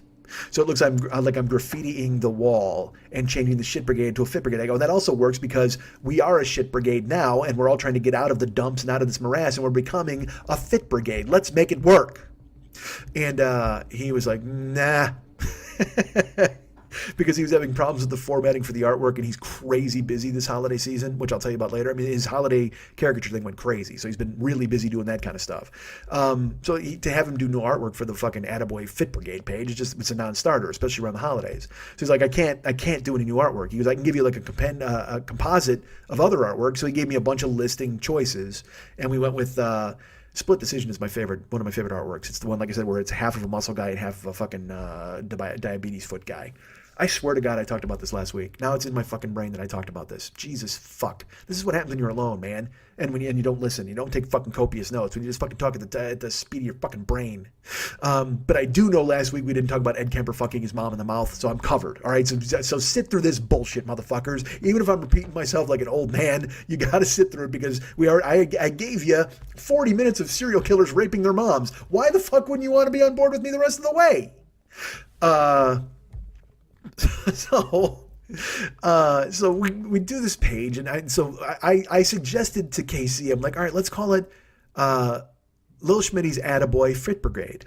And I said, this is Mex's idea. I said, but I'm gravy training it because I like it. I go, hold on a second, gravy train? And I said, what about the Little Schmitty's Fit Brigade gravy train? And I said, wait a minute, what if we combine it? I said, Little Schmitty's Fit Bri Gravy Trading Crew, or Train Crew, or whatever the fuck. And Fit Gravy Train Crew, because I'm just being stupid because of all these dumb names. And I just put it all on the Facebook message circle with me and David, and then I went to bed. And then I woke up the next day, I think it was Sunday, and the page has been changed. It's the Little Schmitty's Fit Gravy Train Crew. I'm like, what the fuck? Why would that ever ring true to you? And so then I go to the fucking messages, and Casey's like, hey dude, I don't know what you want. Because he said, what should I change it to? And I said, Lil Schmitty's Attaboy Fit Brigade. And then I said, because I accidentally put a question mark. I go, but take the question mark out. I go, that's Mex's idea, but I'm gravy training it. And then I gave 3 more titles that were stupid. And he took one of the stupid titles. And he's like, and so you're right. So he goes, hey, look, I just named it because this is the last one you wrote, but I'm not sure exactly what you want. I'm like, the first thing I did was answer your question. And I said, Lil Schmitty's Attaboy Fit Brigade. Now I'm not bitching. Casey's a guy who's going to be like, dude, I didn't even have to make this fucking page. And I don't blame him. He didn't have to. I'm not mad. I wasn't mad. But it was one of those things where it's just, again, texting or messaging or anything like that. It makes no sense to anybody. And also, Murph has taken it upon himself to do this fucking thing for me, but he wants to do it right. So the last thing I wrote was Lil Schmitty's Fit Gravy Train Crew, And he's like, well, maybe that's it. So he went with it because, again, and nobody wants to upset the talent. I think that's pretty obvious. Nobody out there wants to upset the fucking talent because then the talent will do this and tell a story about you in a way where it doesn't sound like he's really upset, but you think he's really upset, even though he's not really upset. He's just telling you a funny story. At least he thinks he's telling a funny story. He hopes he is. He can tell you a bit, although maybe he tells you a funny story, the same funny story 3 weeks in a fucking row because he's now a goddamn doddering old man who needs to buy some fucking CoQ10 so his brain fires in a different way and he goes ahead and moves forward rather than fucking backwards. But I wasn't upset. But I wanted to make sure. But that's something I had to make sure to KC I wasn't upset. I have to keep typing that sometimes now, where I'm like, I'm not mad. I'm not upset. This is this. You know, Mex does that with me. He'll be like, hey, dude, I'm not angry. And people, I told you, listeners do it with me. Like when Elise wrote me, and people are like, hey, Francesca wrote me, and she's like, I'm not changing my Patreon thing because of anything you did, and Liana too.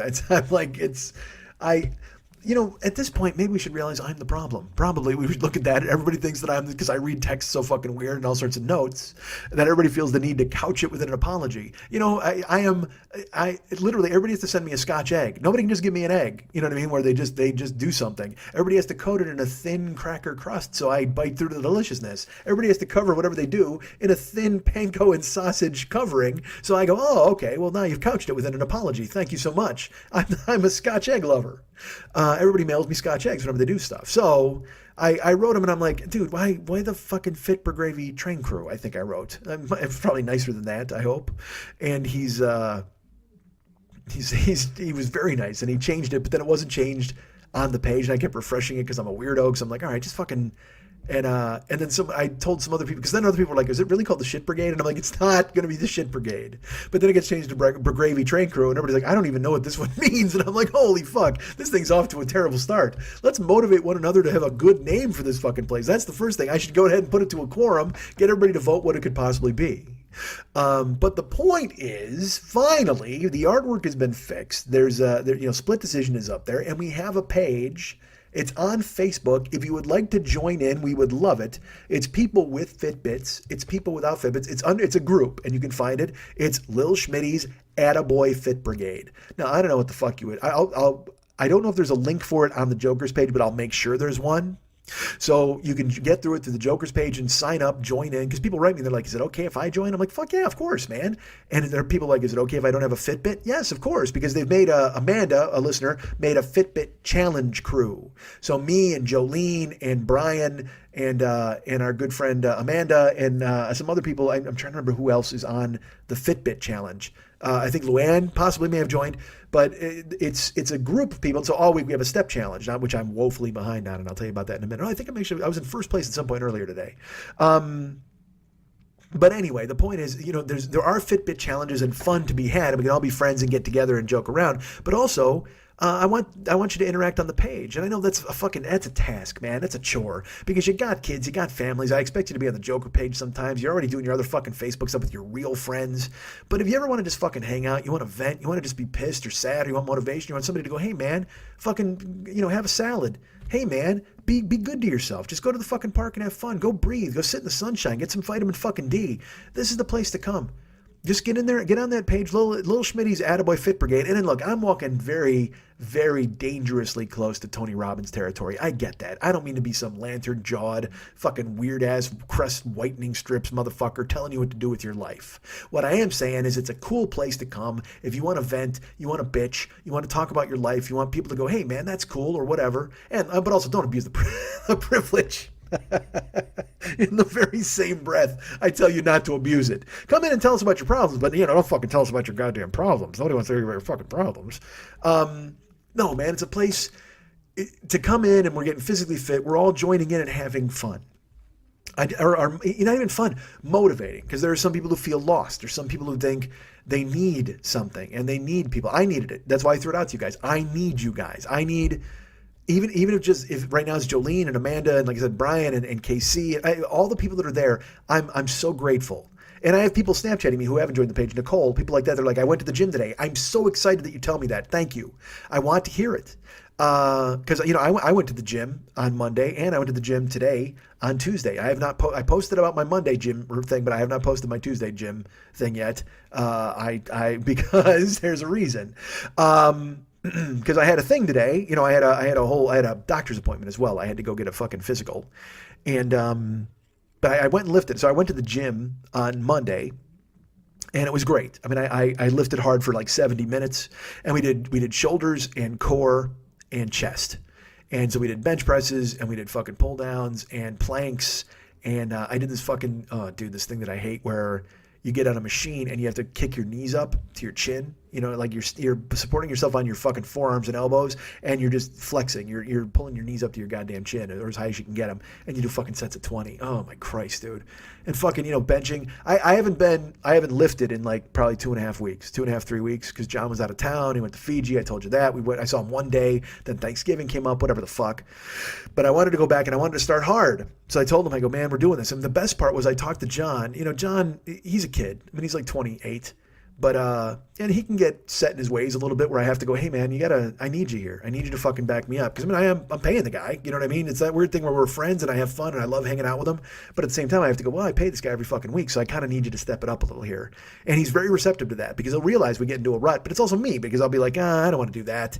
And he goes, well, you got to do it. And I'll do it. I mean, I do whatever I'm told. That's the thing is I'm so worried about looking like a pussy in the gym. Like, I just do not want that. I do not want him to go, oh, you pussed out of this. So I'll go, at the end of every session, I go, did I do good today? He goes, well, you talked a lot, but I mean, it just meant we were here later. But yeah, you did good. Because I won't leave if I didn't do good. If I didn't do good, I'll go bust out another set without him. I'll just fucking do it because I'm a child. I cannot be judged in that fashion. I don't want to look like I'm giving the effort. And also, I'm fucking paying. Why would I waste my time? You see those motherfuckers that go to the gym and they walk around with a fucking juice and they just don't do anything. Fuck that, man.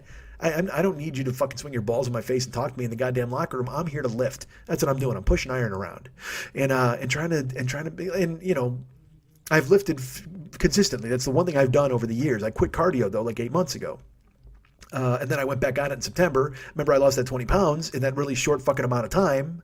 Then I had to have my physical and go weigh in, and I was fucking deadly afraid because I had climbed back into a fucking candy hole and french fry hole and whatever the fuck and not doing cardio. But lifting, and that's why I get the fucking arms, man. That's why Bjorn fucking grabbed my arm and he's like, hey, or no, it wasn't Bjorn. Bjorn's her son. It was her ex.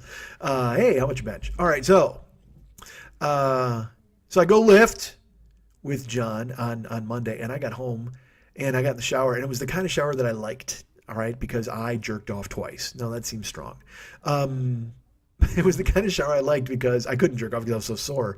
I did chest, so like lifting my arms to like wash my chest and my hair and put conditioner in and stuff, it's hard to lift my arms. I mean, because I fucking bang it out. I work hard.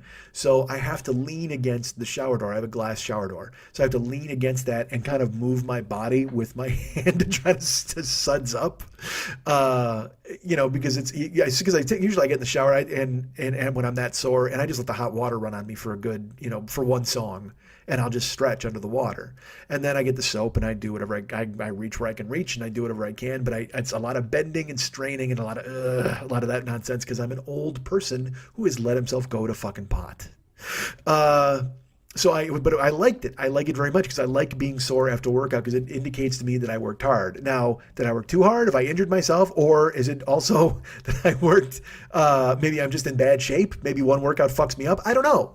But Monday, it didn't matter. I had to put my elbows up against the glass door and then twist my torso with my fucking hand. Anybody looking at me would think I was fucking crazy because I have a window you can directly look into my shower. I've talked about that before.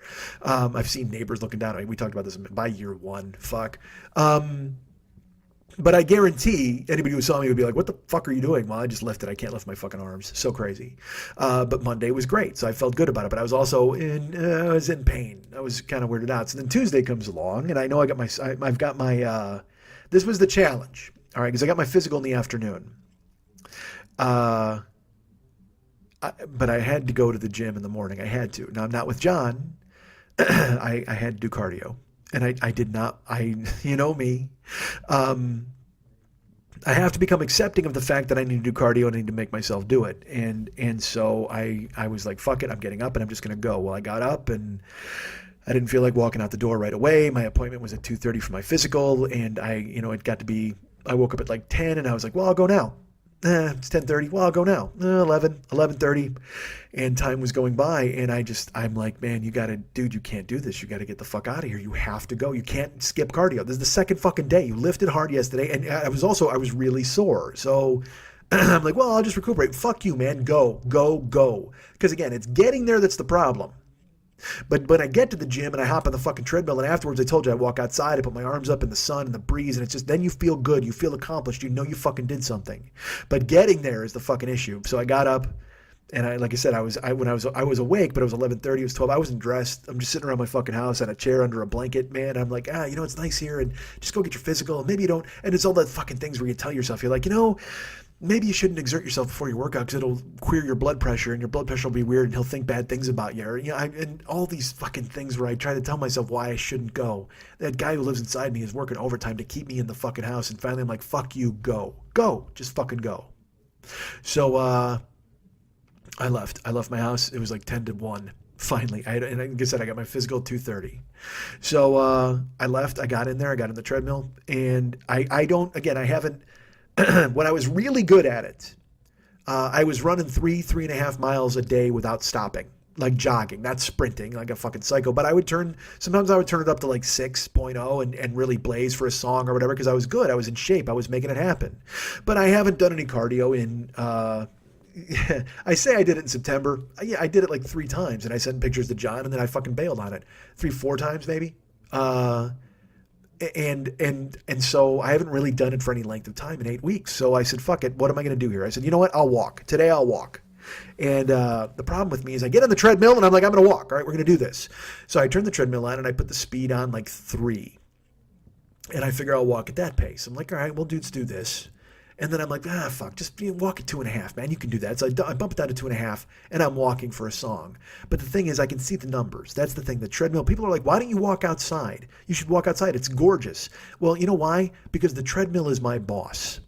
If I walk outside, I don't have a boss. Everybody's like, well, no, your phone keeps track of your steps. Yeah, so fucking what? I can look at my phone and say, who cares, and go home.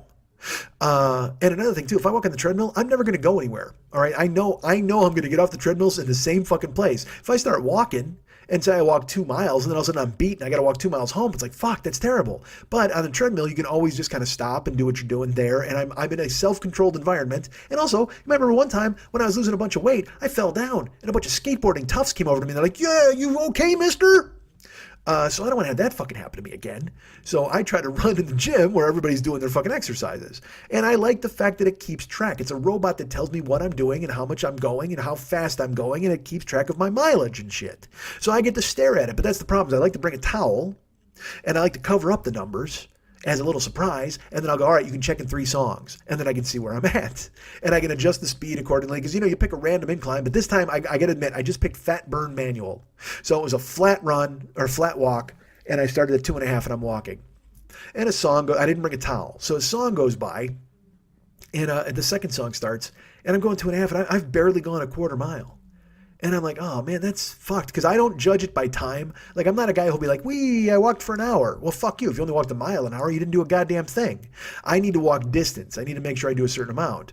So in my head, I was shooting for 2 miles. I'm like, all right, if I can do 2 miles today, I'll be happy.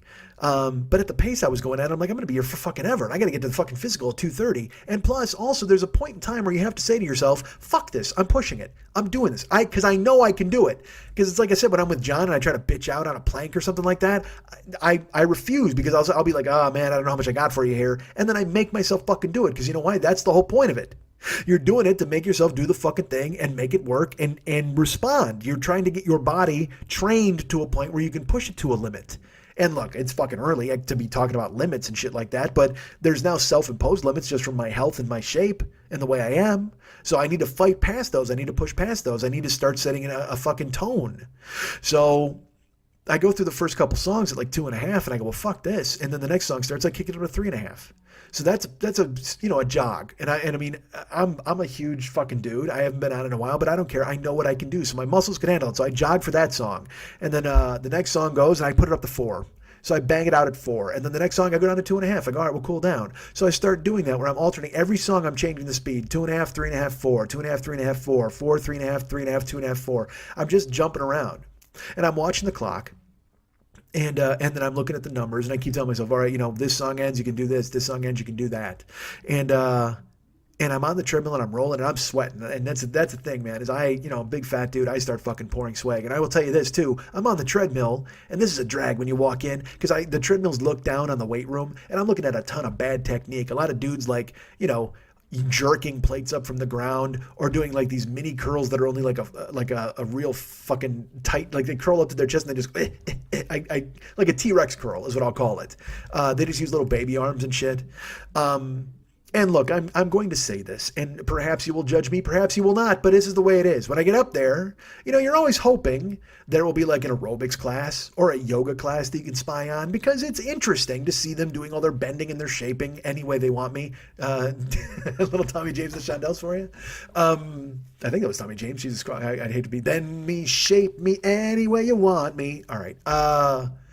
But I mean, it gives you something to watch because they have heavy bags down there too. I want to see guys work the heavy bag. It's like, because the TVs are always set on fucking news shows or infomercials, like for some fucking reason, I don't know why, or bad sports. Like they're just like, put on the sports channel. And it could be car racing or horse racing or any bullshit. They think that's what people want to fucking watch. Now look, I have an iPod in, so I'm not fucking watching TV.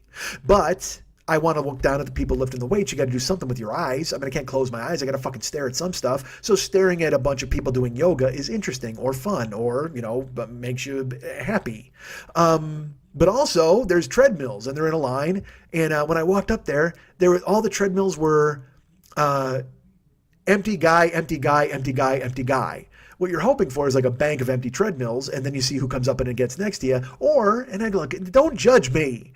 You're hoping for perhaps an attractive person to be in the treadmill next to you so you can maybe watch them while you're running. Or perhaps you can somehow think to yourself, hey, I'm chasing that person. Maybe I'll catch them. Who knows? And now I'm walking dangerously close to hunting humans territory, but still, if a woman shows up in really fucking tight shorts and a tank top and she wants to run next to me, I'm not going to argue with her. That's fucking cool. You try to keep, and look, I'm not a gawker. I'm not that fucking dude. I'm not like pie-eyed, but at the same time, it's a lot more interesting than watching fucking CNN regurgitate whatever the fucking bullshit is, or somebody try to sell me a goddamn ninja blender. So I like watching Bad Technique and guys lifting down on the thing, or guys like, my favorite is the guys who they'll do curls. Because everybody's working their arms out. That's all fucking guys do. Or they'll do curls and then they'll put their finger on their neck, like checking their pulse after the curls. Like that's some kind of cardio exercise, busting out some curls. No, fella, I got news for you. I'm in the fucking crow's nest up here. I'm doing the curls and I'm laughing at you. I'm watching you pretend that your pulse means anything to anybody.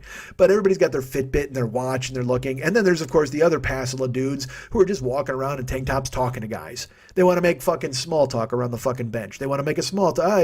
I'll tell you what, when if my back wasn't hurting, I'd be lifting too, but I like to come here anyway because I like the atmosphere of the gym. Shut the fuck up, mustache. Nobody cares. You and your fucking shake can go walking. Take your power drink or whatever the fuck you got in your plastic caddy and go talk to somebody else about your fucking routine or what you think I should be doing or how my form is. I just don't care. At least that's what I would say if I was on the floor, but I'm upstairs in the crow's nest again. I'm watching it. I like to see it unfold. You know what it's like? Oh, fuck, this is totally true. If you're on from where my treadmill is, it overlooks both, because there's a couple treadmills that look both. I can see the weight room and like the yoga workout room with the fucking heavy bags. So I can see both. You know what it's like, dude? It's like watching Gym Sims. That's what it is.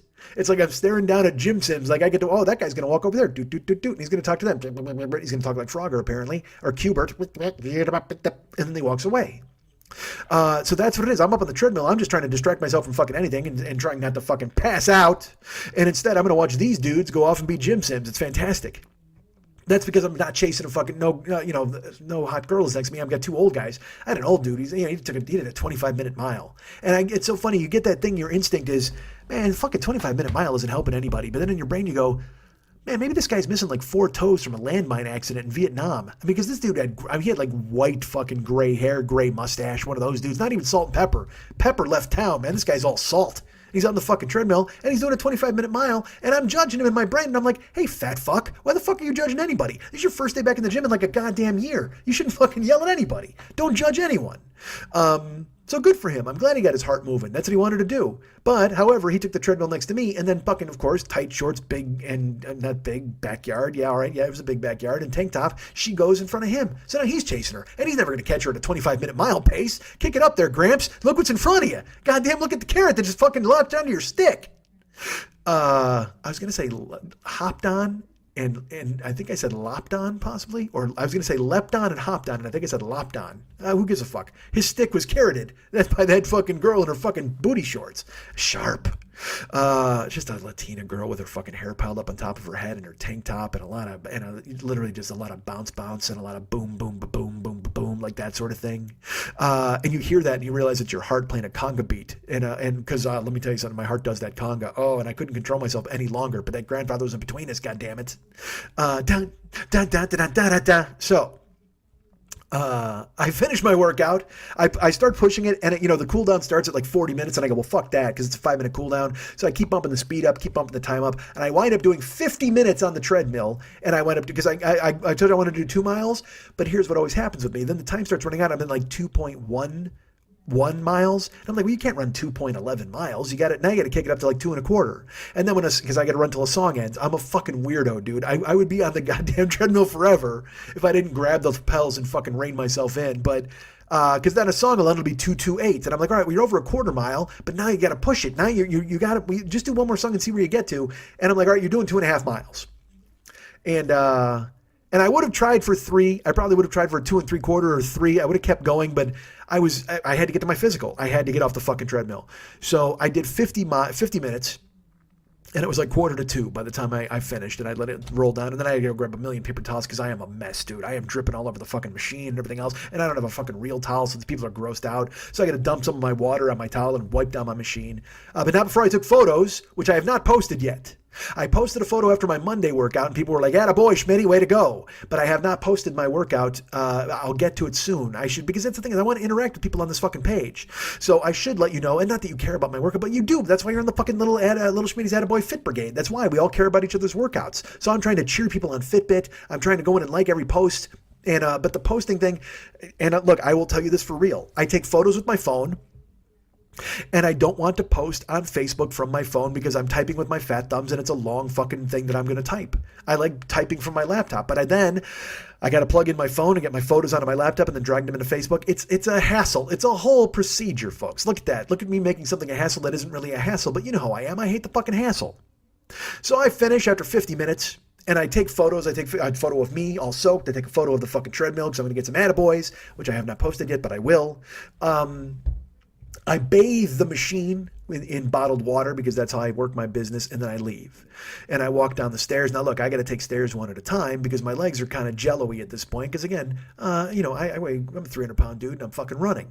So, and I haven't run in a while. So my body, I walk down the steps one at a time, and I go and I walk outside, and there's sun and there's breeze, and I did it. I stood there, the breeze is blowing, my shirt's completely soaked, so it's like I get that cooling effect, and I put my arms out crucifix style, and I stared up at the sun, and here's the ritual. I do that, and I take 4 deep breaths. Nose in, nose out, mouth in, mouth out, nose in, mouth out, mouth in, nose out. And then I can go to my car. I breathe in the sun, I breathe in the breeze, and I go ahead and I get in the car. And then I hustle home. I got to hop in the shower because I can't be all disgusting when I go in for a physical because this guy's going to grab my balls at some point, I'm pretty sure. So I got to go swab those. So I jump into the fucking shower.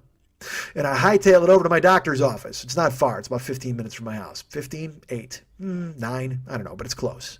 So I hustle over there. I don't want to say my doctor's name, but I burst in. Now, I should tell you this. I park. You got to park on the street. There is a parking garage, but it's like $9, and fuck that. You want to see my blood pressure spike? Maybe pay $9 to park to come up and fucking talk to you. Then my blood pressure will go through the goddamn roof. But I shower. I get in the car. I park just a little bit up the block. Pay the meter, and I go to walk inside. Now, as I'm walking from my car, I start walking. My body's starting to stiffen up now because I jumped in the shower, I stretched and stuff, but it doesn't matter. I've gotten dressed. Now I've sat in one spot for 10 minutes, 8 minutes, 9 minutes, whatever the fuck.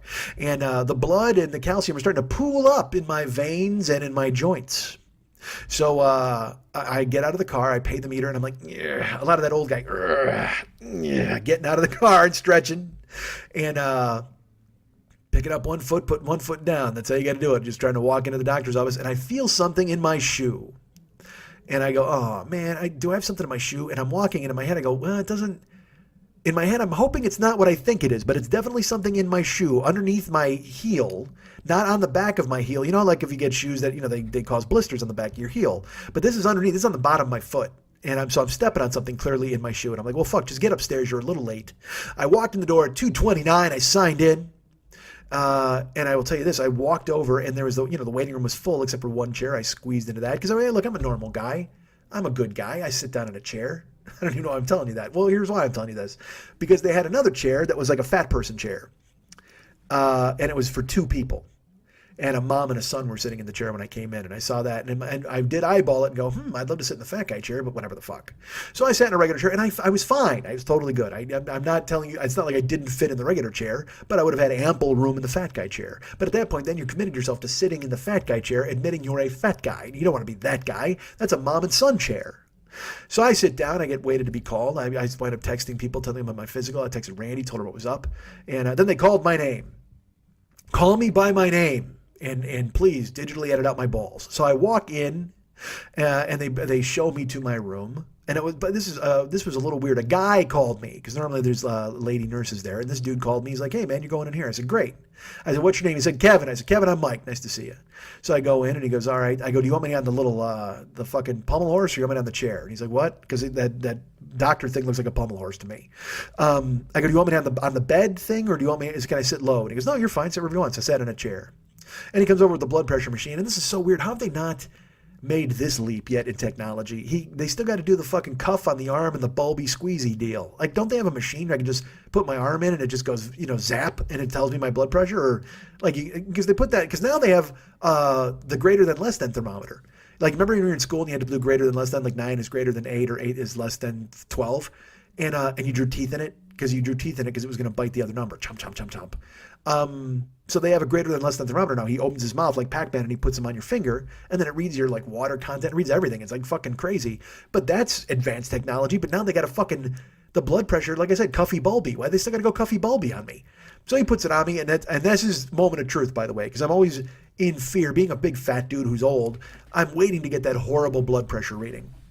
So I once he puts the cuff on me, I'm like, I just exhaled and I control my breathing because I don't want to come off like a fucking, crate. I don't want to be J. Jonah Jameson. I blow the fucking roof off the joint. I just figure he has high blood pressure, right? Don't you think so? Don't you think J. Jonah Jameson has high blood pressure? Let's ask Joss Whedon, who's busy making Aquaman cool.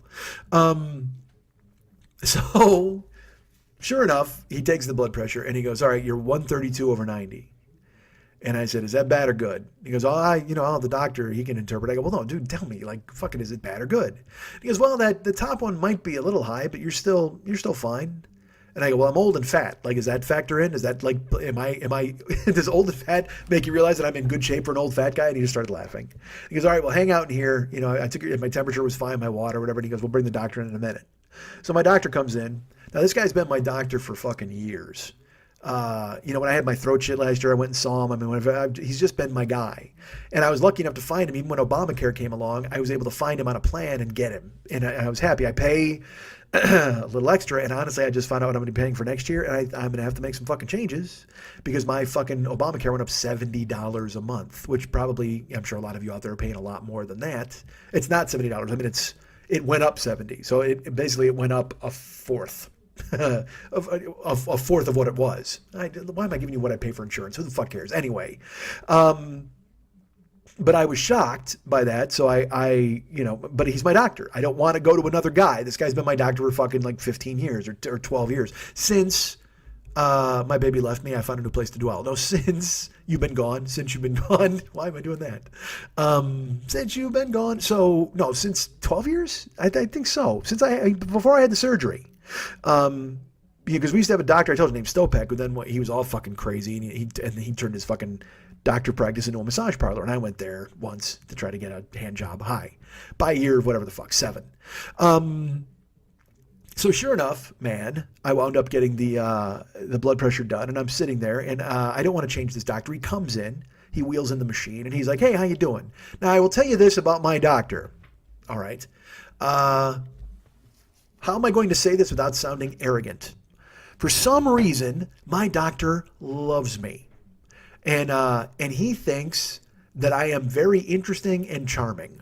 Now, I'm not saying that in a weird poor-mouthing way, like I'm not interesting and charming, but it's just strange to have a service professional or somebody who helps you out be so fascinated by you and what you do. So he comes in and he starts asking me questions. I haven't seen him since last November when I had that fucking throat thing.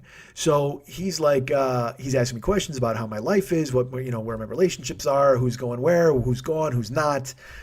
He wants to know if I'm still doing my show. I told him about Kuwait and I mean, we spend the first part, I'm going to say 15 minutes, maybe even 20 of me I basically did a mini podcast for him. I told him what was going on and with my life and how I was this and I was, working, but I was trying hard. And I mentioned the Attaboy Fit Brigade. I didn't tell him it was a shit brigade at first. I should have mentioned that to him. He would have laughed. But I told him that I had you guys on board and we were all rallying. I go, this is my yearly physical. I go, but I've already started, I've gone to lift, I've gone to do stuff. And he's like, all right, cool. Well, let's start doing some tests. We'll figure this out. But again, it took 15 to 20 minutes of me he sat and talked to me. And I literally, he with his chin in his hand, like he was being entertained. I think maybe because he talks to a bunch of people all day long who, they're sick. All these people are really sick and you don't want to fucking hang out with sick people all day. So when he comes in, I make him laugh. So he wants to talk to me for fucking 20 minutes because I'm Donald O'Connor at the end of Singing in the Fucking Rain. And I'm just doing fucking make him laugh, make him laugh, make him laugh. And he wants to hear about my experiences also because, my life is so different from his. This is a guy, he's from Iran. So he's he's literally from Iran. So now he lives in this country and he's a doctor. He's a professional. He's got a family. He's carved out a living. He's got a successful practice. He makes a lot of money. He does really well for himself. So probably he's like, hey, I can't wait to hear the story from a poor. Like maybe that's what it is. Maybe I'm a poor dude who's like kind of entertaining him. I don't fucking know. But we talked because he's been to Dubai. I've been to Kuwait. We talked about that. We talked about the fact that no Kuwaitis do any labor. And he's like, oh my gosh, it's shocking there are all these Filipinos there. We just had a great conversation. I really like him. I like hanging out with him in the context of a doctor's office. I don't know if I could hang out with him out of it because he'd just be like rich and wearing ties. I mean, I can't fucking talk to that guy then. But as long as I know he's about to grab my balls, we can have a long conversation. Good for him. Maybe that's what we do. We break the ice. Every time we go out to dinner or we hang out, he just grabs my balls and then we go off for the races. So he gives me, he's like, we're going to take all your blood work. He asks me, he's like, is your cock working? He doesn't say it like that, but he's like, does this work? Does that work? How are these things doing? And I tell him everything's, tip top. Everything's fucking running fine. I go, other than the fact that I'm crazy fat again. And then he weighs me. He takes me over to the scale. Now look, I'm going to tell you this. I don't want to, but I'm gonna. You recall that like for the past year, I've basically done nothing, other than lifted, but I haven't done any cardio. And around last fucking December, not even, it was probably February. Yeah, it was February. Well, fuck, who am I kidding? It was when I broke up with Jill. I got a little, I kind of went off the rails a little bit. I went back to candy and I went back to hiding in a bunch of ways and eating food that I wasn't supposed to eat. And, I was already kind of heavy, but then I was sad and depressed and looking for anything, whatever the fuck. We know this. We've all heard this. So I didn't know what the fuck was going to happen. Now, and remember in September, I got back down to like 310. I think it was, or 318. And I get on the fucking scale. Now this was, again, what was it, September that I saw him?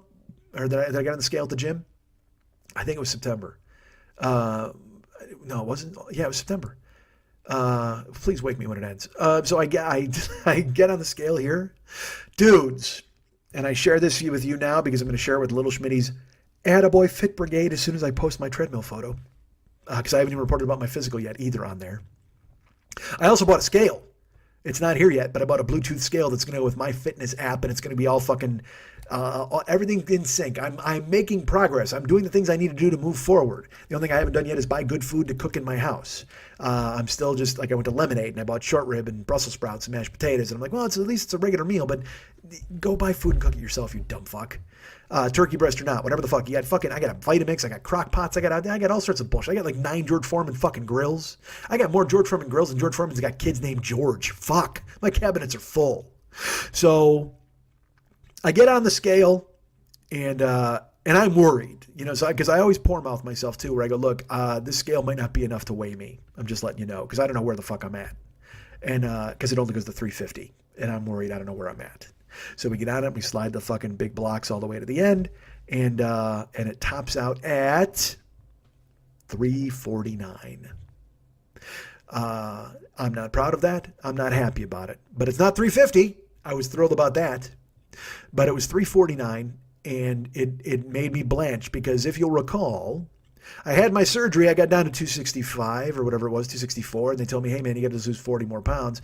And then I rebounded and climbed into a goddamn candy hole. And I got up to 340. And then I wrote a sad sack blog called 340 about how I need to get my life underway. And then I did. I went back and I started to lift and run and do all sorts of bullshit. And then I got up to 340 again. And when my marriage ended, I went back on the fucking wagon and I lost another 95 pounds. I got down to 254 and I looked fucking great and I felt fucking great. And here we are again. I put the 100 back on. So I'm at 349, folks. I put 95 back on. Literally what I lost has come back. And I'm no stranger to that. We've talked about it. I think I've lost 100 pounds 12 times. I've told you about that. So I get off the scale and I'm like, and then he's like, all right, he's like, what can I check out? Should I check out your prostate? And I go, look, I'm here for the works, man. Whatever the fuck you got to do. Throw me on the pallet, do the oil change, whatever you got to do. And he's laughing and he goes, well, I said, I'm 50. Is there anything I need to have done? He goes, well, you could probably have a colonoscopy. And I said, I figured as much, right? It's time for me to start doing that. He goes, well, if you have any problems urinating, is your prostate big? And I'm like, yeah, I don't know if my prostate, I'm not up there a lot. I mean, I got no fucking clue. He's like, well, do you want me to check it? I go, yeah, do whatever you have to do. Whatever we need to do, we can do it. He goes, well, I could schedule you for the colonoscopy. We can avoid that here. He goes, or you can actually do it at home now. And I'm like, what the fuck? How do I do a fucking home colonoscopy? He goes, well, they give you like a pan. And I go, nope. He goes, no, you hear me out. Because it saves you the procedure. I go, I'm not shitting in a fucking box. It's not happening. I go, I'm going to shit in a box and bring it to them? At my house, I'm going to transfer a shit box? It's bad enough I'm in the shit brigade. And he's laughing because I'm like, I'm not shitting in a box. I'm not. And he goes, well, no, listen, because when you get a colonoscopy, they got to knock you out. And you got to have somebody drive you home. And I go, I don't care. I'll find a friend. I'll get a guy from Home Depot to drive me the fuck home. I'm not shitting in a box. And he laughed. He goes, all right, I'll get you the colonoscopy scheduled. I go, good. I don't go, fuck, put me to sleep and go up there and do whatever the fuck you want. It'll be like summer camp, okay? You knock a dude out and you climb into his ass. Go ahead, enjoy yourself. It's like being in the Scouts. Go ahead and have a good time. And afterwards, wake me up and then tell me and like I said, September over, I'm up. I couldn't decide whether to go September ends or go there. I couldn't decide which one to do. He's like, all right, so I'm not going to do the prostate here because I got to feel you got any hernias, you got any of that stuff going on, so I got to whip it out. And, you start grabbing and poking and prodding and all that. And he's like, does this work? Is everything fine? I go, yes, everything's good. Everything's operating well. No issues, no problems. And then he checks the heartbeat. He does deep breaths, all that kind of stuff. And he's like, all right, so we're going to send you for blood work. So go in there. And he goes, but I'll go ahead and get your colonoscopy squared away and we'll get your tests. And it was great. It was really super easy. I didn't know we were going to test hearing and sight and all that bullshit, but I guess they didn't do that there. And then I had something I was supposed to tell him about that I fucking forgot. I have a thing on on the outside of my left foot. It's like you know what it is? It's a big picture of Daniel Day-Lewis. That's what it is. It's like I have a bunion in the shape of Daniel Day-Lewis on my left foot. I don't know what the fuck. It's some weird bone thing. But then, of course, I freak the fuck out because I know diabetes are feet. And I'm thinking, oh man, if my fucking feet are fucked up, that means it's diabetes, and who the fuck knows? They're gonna have to cut it off. Like I don't know. I have no honest medical opinion. I have WebMD, in which will fuck you up. So I leave and I go, you gotta walk down the hallway, and then I go, oh fuck, wait a second, and he which was nice in the fucking office, and everybody looks at me, and I go, hey doctor, I go, can I ask a favor? He goes, what's up? And I go, can they do my ears while I'm here? And he goes, oh yeah, no problem. I'll have Kevin do it. And all right, you're going to judge me again. You judged me at the gym. Why wouldn't you judge me for this? But I'm an old person. I'm 50. I'm set in my ways, folks. He says, yeah, I'll have Kevin do it. And I give him the head shake, like, yeah, come over here. And he walks over because Kevin's there. He's on a phone by the computer. And we go back in the waiting room the way I just left, or the little office. And I go, are you sure you want Kevin to do this? And he goes, what do you mean? And I go, I don't know. A guy doesn't want to touch my ears. And he starts laughing. He goes, he's a nurse. It's his job. And I go, I understand that. But isn't there usually a lady who does it? Like isn't Kim here? Because Kim's one of the nurses. And she's the one who's done it before. And also, and here's the thing, because I feel I swear to you, it's not a sexist thing. It's a weakness thing. Like maybe that's sexist at its root, but I feel stupid making a man clean my ears. All right, it's as stupid as I would feel as if I had a guy wipe my ass. It just seems like a fuck. And no, look, I don't want a lady to wipe my ass either. I'm not that guy. But I might be more comfortable with that than a fucking dude trawling around back there. But maybe not. I don't know. I was just gonna have the doctor put his fist up me. Who the fuck knows? I already just said knock me out and spelunk inside me. Who fucking cares? Ass or cave? They'll decide when I go to my colonoscopy. So But I look at him and I go, hey, I don't want Kevin to be freaked out. He goes, he's a nurse. Why would he be freaked out? I'm like, because it's a man like cleaning another man's ears. He goes, he does it all day. That's what his job is. Kim's on maternity leave. And I'm like, all right, dude, fine. And he just starts laughing. He goes, sit down. So then Kevin comes in and he's like, hey, I'm going to run the water to get it warm. I go, all right, then now we're freaking out. Now it's weird Prince territory. You know, now I'm Wendy and he's Lisa and he wants to know if the water's warm enough. And fuck, this is strange.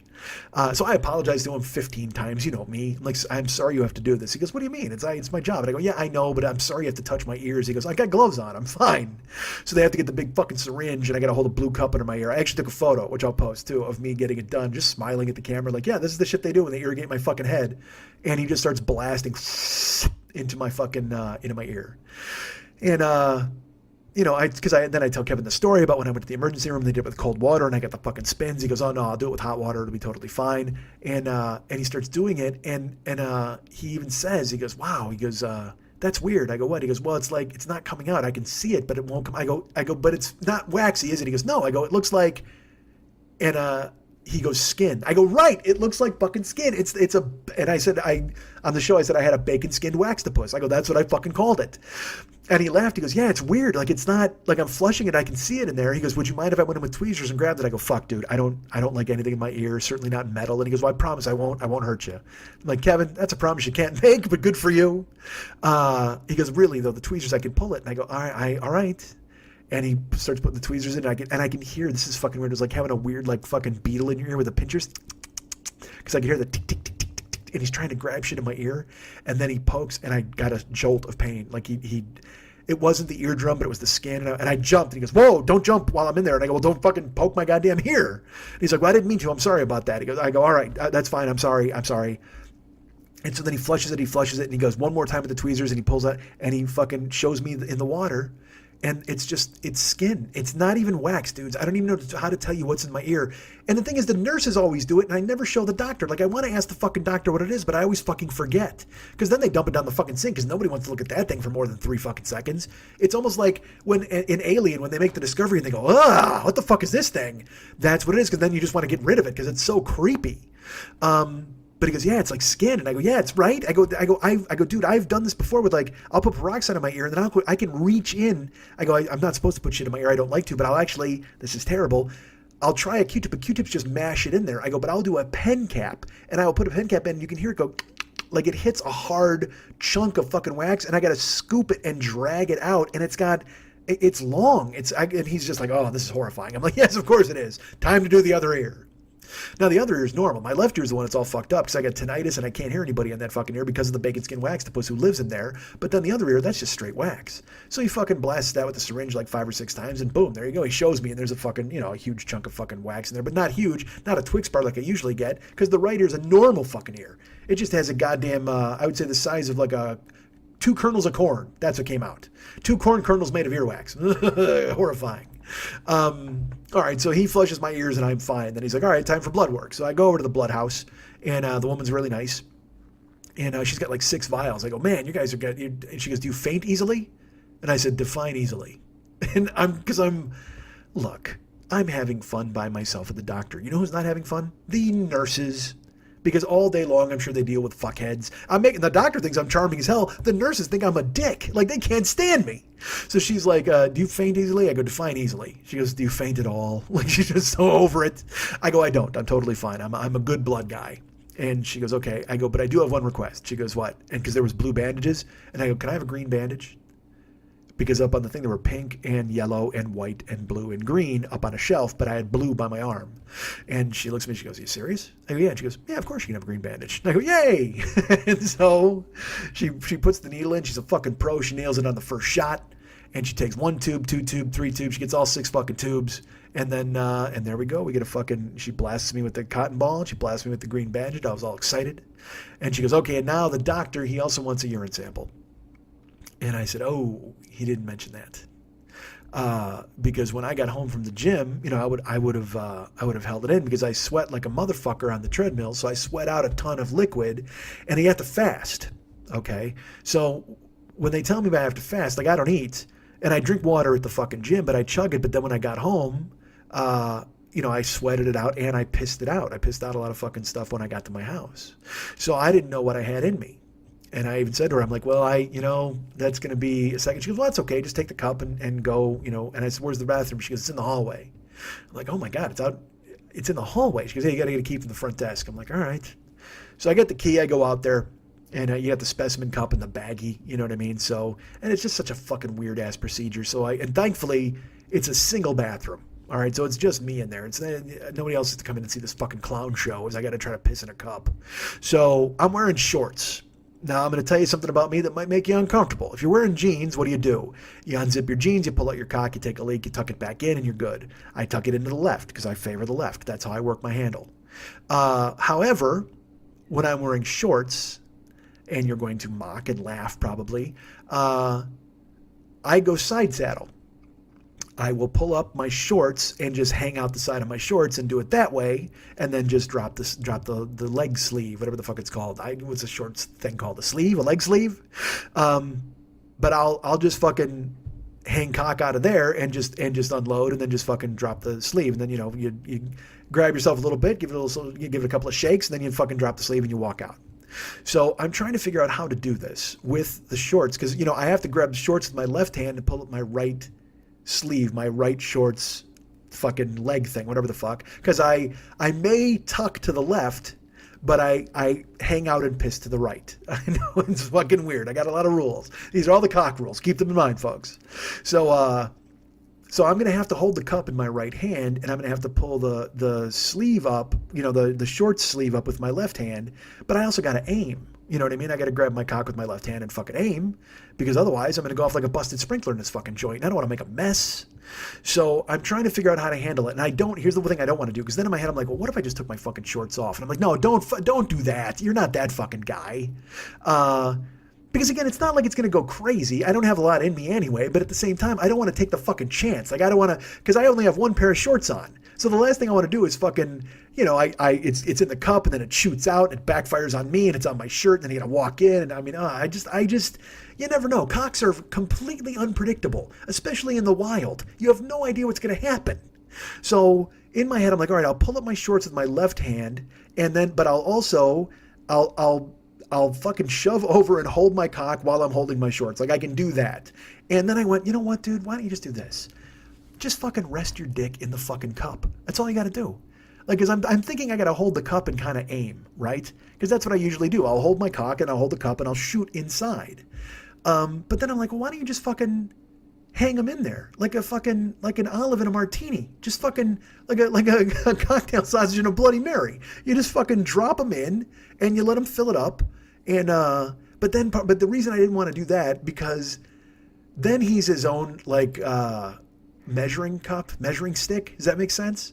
So, because he'll be in there, his head's down at the fucking bottom, and then he just starts unloading, and then it's filling the cup, and then he's getting an impromptu bath, and that's not good, because I got to tuck him back into my shorts, and he's going to be all fucking soaked, and because that's not going to, you shake off the fucking final drops, all right? When you take a leak, everybody knows this, you fucking take a piss. Ladies, you don't, because you do the wipe, and you go, of course, back to front, because you're healthy, and you don't want bad things and infections. But guys, when you're done, you fucking shake 3 or 4 times, then you tuck them to the left. That's how you do it. At least that's how I handle my business. But if he's in a cup and he's getting a weird fucking steam bath, then I'm going to take him out, and shaking's not going to help, because he just got soaked. Calgon just took him away, man. I don't want to fucking deal with that. And then I'm going to tuck him back in my shorts, and who knows how fucking wet he is, and I got to pat him dry with my fucking underpants. I call them underpants, apparently. I wore my Calvin Klein, my Pima cottons, because I was like, all right, well, I'm going to need easy access to the fucking thing, because I knew I was going to have to drop trow for him to grab me, but I forgot all about the fucking piss test. So I figured out the logistics. I grabbed the left, and I go, fuck it, just put your cock in the cup. That should be the name of the show. Just put your cock in the fucking cup. So I do. I put him in, and he's down. He's halfway in, and he's on the bottom of the fucking cup, and he's filling it up, and so then I start, because I'm holding it with my left hand. He's still in the cup, and I'm still holding my shorts, and I'm kind of holding him, but I start to pull the cup away from my cock as it's filling up. So now I'm Tom Cruise in Cocktail. Now I'm doing fucking tricks. All right. Now I'm filling it up from the bottom, and then I'm pulling it around like a little seltzer bottle. I'm like, hey, let's do a little spin. Let's make this fucking happen. And I'm also kind of straddling the toilet just in case, man. I don't want to overfill. That's the whole deal. Is I've done that before where you're really going at it, and it's really hard to shut off. It's really hard to just fucking. Ladies, I'm sure it's hard for you, but men know if you're taking a fucking piss and it's coming out, and then you just fucking slap it and flap it off. It's not pleasant. So I don't know what they want. Do they want the whole cup fucking filled up? So I'm filling the cup and then I'm pulling it back down, and like my head is, he's not submerged anymore. And then I'm pissing in. He's gonna get a little splash, but not much. And then all of a sudden I realize, oh man, you're gonna fucking fill this cup, dude. You better fucking watch it. So I'm like, well, all right. Do I put in the split second decision because I'm holding shorts with my left hand, so I can't just seamlessly extract cock and then lean over and piss, but I'm straddling the toilet hoping I can fucking make it in there. But at the same time, I'm not going to be able to avoid the pwap. I don't want to do the pwap, but I'm going to have to do the fucking pwap and shut it off and figure out what to do with the cup and then finish off what I got to do. So the cock's in the cup. I'm pulling the cup down and I'm pulling my cock out and I'm still going, and then I'm filling the cup and it's about, I would say 3/4 full. And then I'm like, all right, you got to do something here. So I pwap, I turn it off. And I just want to fucking, but that's not a pleasant feeling. So you just want to fucking piss. So now I just got to put the fucking cup on the sink behind me. So I turn around to the right to go put the sink. And, folks, I don't know if you know this. When you're in a bathroom stall, what's in there with you? It's just you with a couple of walls and a toilet. Well, when you're in a bathroom by yourself that doesn't have a stall, just like a toilet, it's like a regular bathroom in your house. Well, sometimes there's like a medicine cabinet on the wall, or sometimes perhaps there's a bassinet if you have a child, some sort of towel hutch where you save things. But when you're in a public bathroom, there's often a paper towel dispenser that juts out from the wall. Now, I'm no contractor. I don't design bathrooms for a living, but I can tell you this. I think they should put the paper towel dispensers on an opposite wall away from the toilet and not directly behind you to the right, because when you're concentrating on the pwap and just trying to put a fucking cup over on the sink so you can finish your piss and go fucking home, and you wheel and your elbow hits the fucking paper towel dispenser and your piss cup goes flying everywhere, immediately you curse every contractor in the fucking world.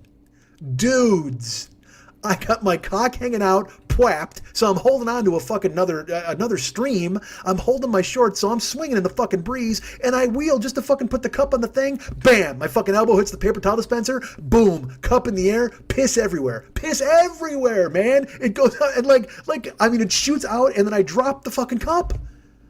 So it shoots out of the cup, onto the wall, onto the floor, and then I drop it. And then I will tell you this, I jump the fuck back so it doesn't get on my new shoes. I have new Nikes, which are orange and white, and they're gorgeous. I'm not about to piss on my own fucking shoes. So I literally kind of jump back, but I'm still hanging out. Left hand holding shorts, cock swinging in the breeze, and I do a jump back. Want to kiss myself, certainly, because I'm James Brown. Hey! But all I can say is, hey, there's piss everywhere. Fuck!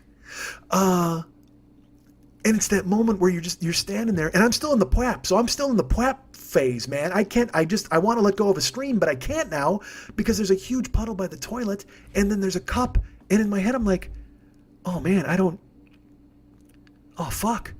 I gotta turn that in. Like, it's that thing where in the instant you're like, I gotta clean this up. Fuck, no, they need this. What am I gonna do? And the cup's upside down on the goddamn ground. So in my head, I'm like, all right, I can't piss in this cup because it's upside down. Who the fuck knows what's there? So I grab the cup and I put it on the countertop, and then I tuck myself back into my shorts and I'm holding on to the fucking pwap. And I curse that motherfucking paper towel holder, but I need it now, so I just start getting paper towels, and I start just wiping up the mess. I mean, like off the wall, off the toilet seat, off the floor. And I will tell you this, I had worked out and I hadn't really had a lot to drink, so I was a little dehydrated. Now, I don't know if you know this. If you're drinking a bunch of water, yeah, you're pissing clear. You're fine. I mean, it just looks like water went in and out. But if you worked out and you ran almost 3 miles and you sweat like a motherfucker and you weren't really hydrating, and maybe you didn't hydrate the night before because you knew you were supposed to fast, whatever, it just got in your fucking brain, or maybe you weren't drinking enough water, it looks like I spilled a fucking gallon of apple juice all over the ground. That's how fucking dark yellow we're talking. So I start mopping it up, and it's a fuck ton. I mean, you wouldn't think it's a specimen cup, so it's like, what is it, 3 inches tall? But I'm trying to, and so then in my head I get this idea. It's literally I'm on one knee, and I first of all I clean that fucking spot so I don't kneel in it, and then I'm cleaning the toilet, the side of the toilet, the fucking thing, and now I'm in the bathroom for fucking 10 minutes. I'm mopping up the wall, and then the towels are wet. So in my head I go, well, fuck, I better run these under the sink because I need to have water, because otherwise it's going to smell like fucking, a goddamn yellow snow in here. I can't do this. It's going to smell like a bus station. So in my head I go, well, fuck, all right, well, wipe this up and then you'll go over it again with water. But then in my head I go, well, fuck, you still got to piss in this cup. And then I thought to myself, well, maybe I can wring out the paper towels into the cup and salvage at least some of this, because I don't know what I got left in the Pwap. I mean, I know I Pwapped it, but who knows? Because sometimes the Pwap just crawls back inside you and it won't cooperate. So I got the paper towels and I'm like, all right, I got to squeeze these. Maybe I'll wring them out. But then in my head I'm thinking, wait a second, dude. You just cleaned up the walls, the floor, and the toilet seat with these fucking paper towels, and sure, your piss is in it, but who the fuck knows? It's a doctor's office. Who knows what kind of AIDS germs are on the fucking ground here? Really? You want to fucking ring this out in the thing and they call you back and they're like, Mike, we're terribly sorry. You have lupus. You know what I mean? You can't fucking take that chance. Who the fuck knows what somebody had dropped in there another time? So I'm like, you can't wring these out. And also, who the fuck wants to wring out piss towels into a cup? But I'm struggling because, again, I don't know what I got left in the Pwap. So I wipe up as much as I can, and then I get more paper towels, and I soak them with water, and I go over everything again. I'm like, it's like a crime scene I'm fucking cleaning up, for fuck's sake. You know what? I am Edmund Kemper. He didn't even clean up his fucking house as much as I clean up this goddamn medical bathroom. I'm cleaning up my own waste. He cut his mom's head off and fucked it, and he didn't even get a towel. I got fucking handfuls of paper towels. I'm fucking hot water. I'm steaming. I'm cleaning everything. And then I look at the cup, and the cup was face down. So I'm like, well, are you just like you couldn't wring out the towels into the fucking cup? You got to go ahead and rinse this fucking thing. So the baggie is there. It's already got water on it. I fucking, and I'm also paranoid giving them a wet package bag. So I run hot water and I fucking rinse out the piss cup. And now it's time to take care of the Pwap. I'm like, whatever I got. But I also got to dry out the fucking piss cup now because I can't dilute it with whatever the fuck is in there. So sure, I get more fucking paper towels and I clean out the goddamn cup, and then I go back to the scene of the crime and I gotta lift and tug and float and Pwap and all this fucking nonsense. So I grab my shorts, I pull them up. Thankfully, I gotta tell you this, I'm not wet. It splashed on my legs and on my arm, but it's not on my shoes, my socks. I don't stink like a fucking like a goddamn Greyhound terminal. I'm fine.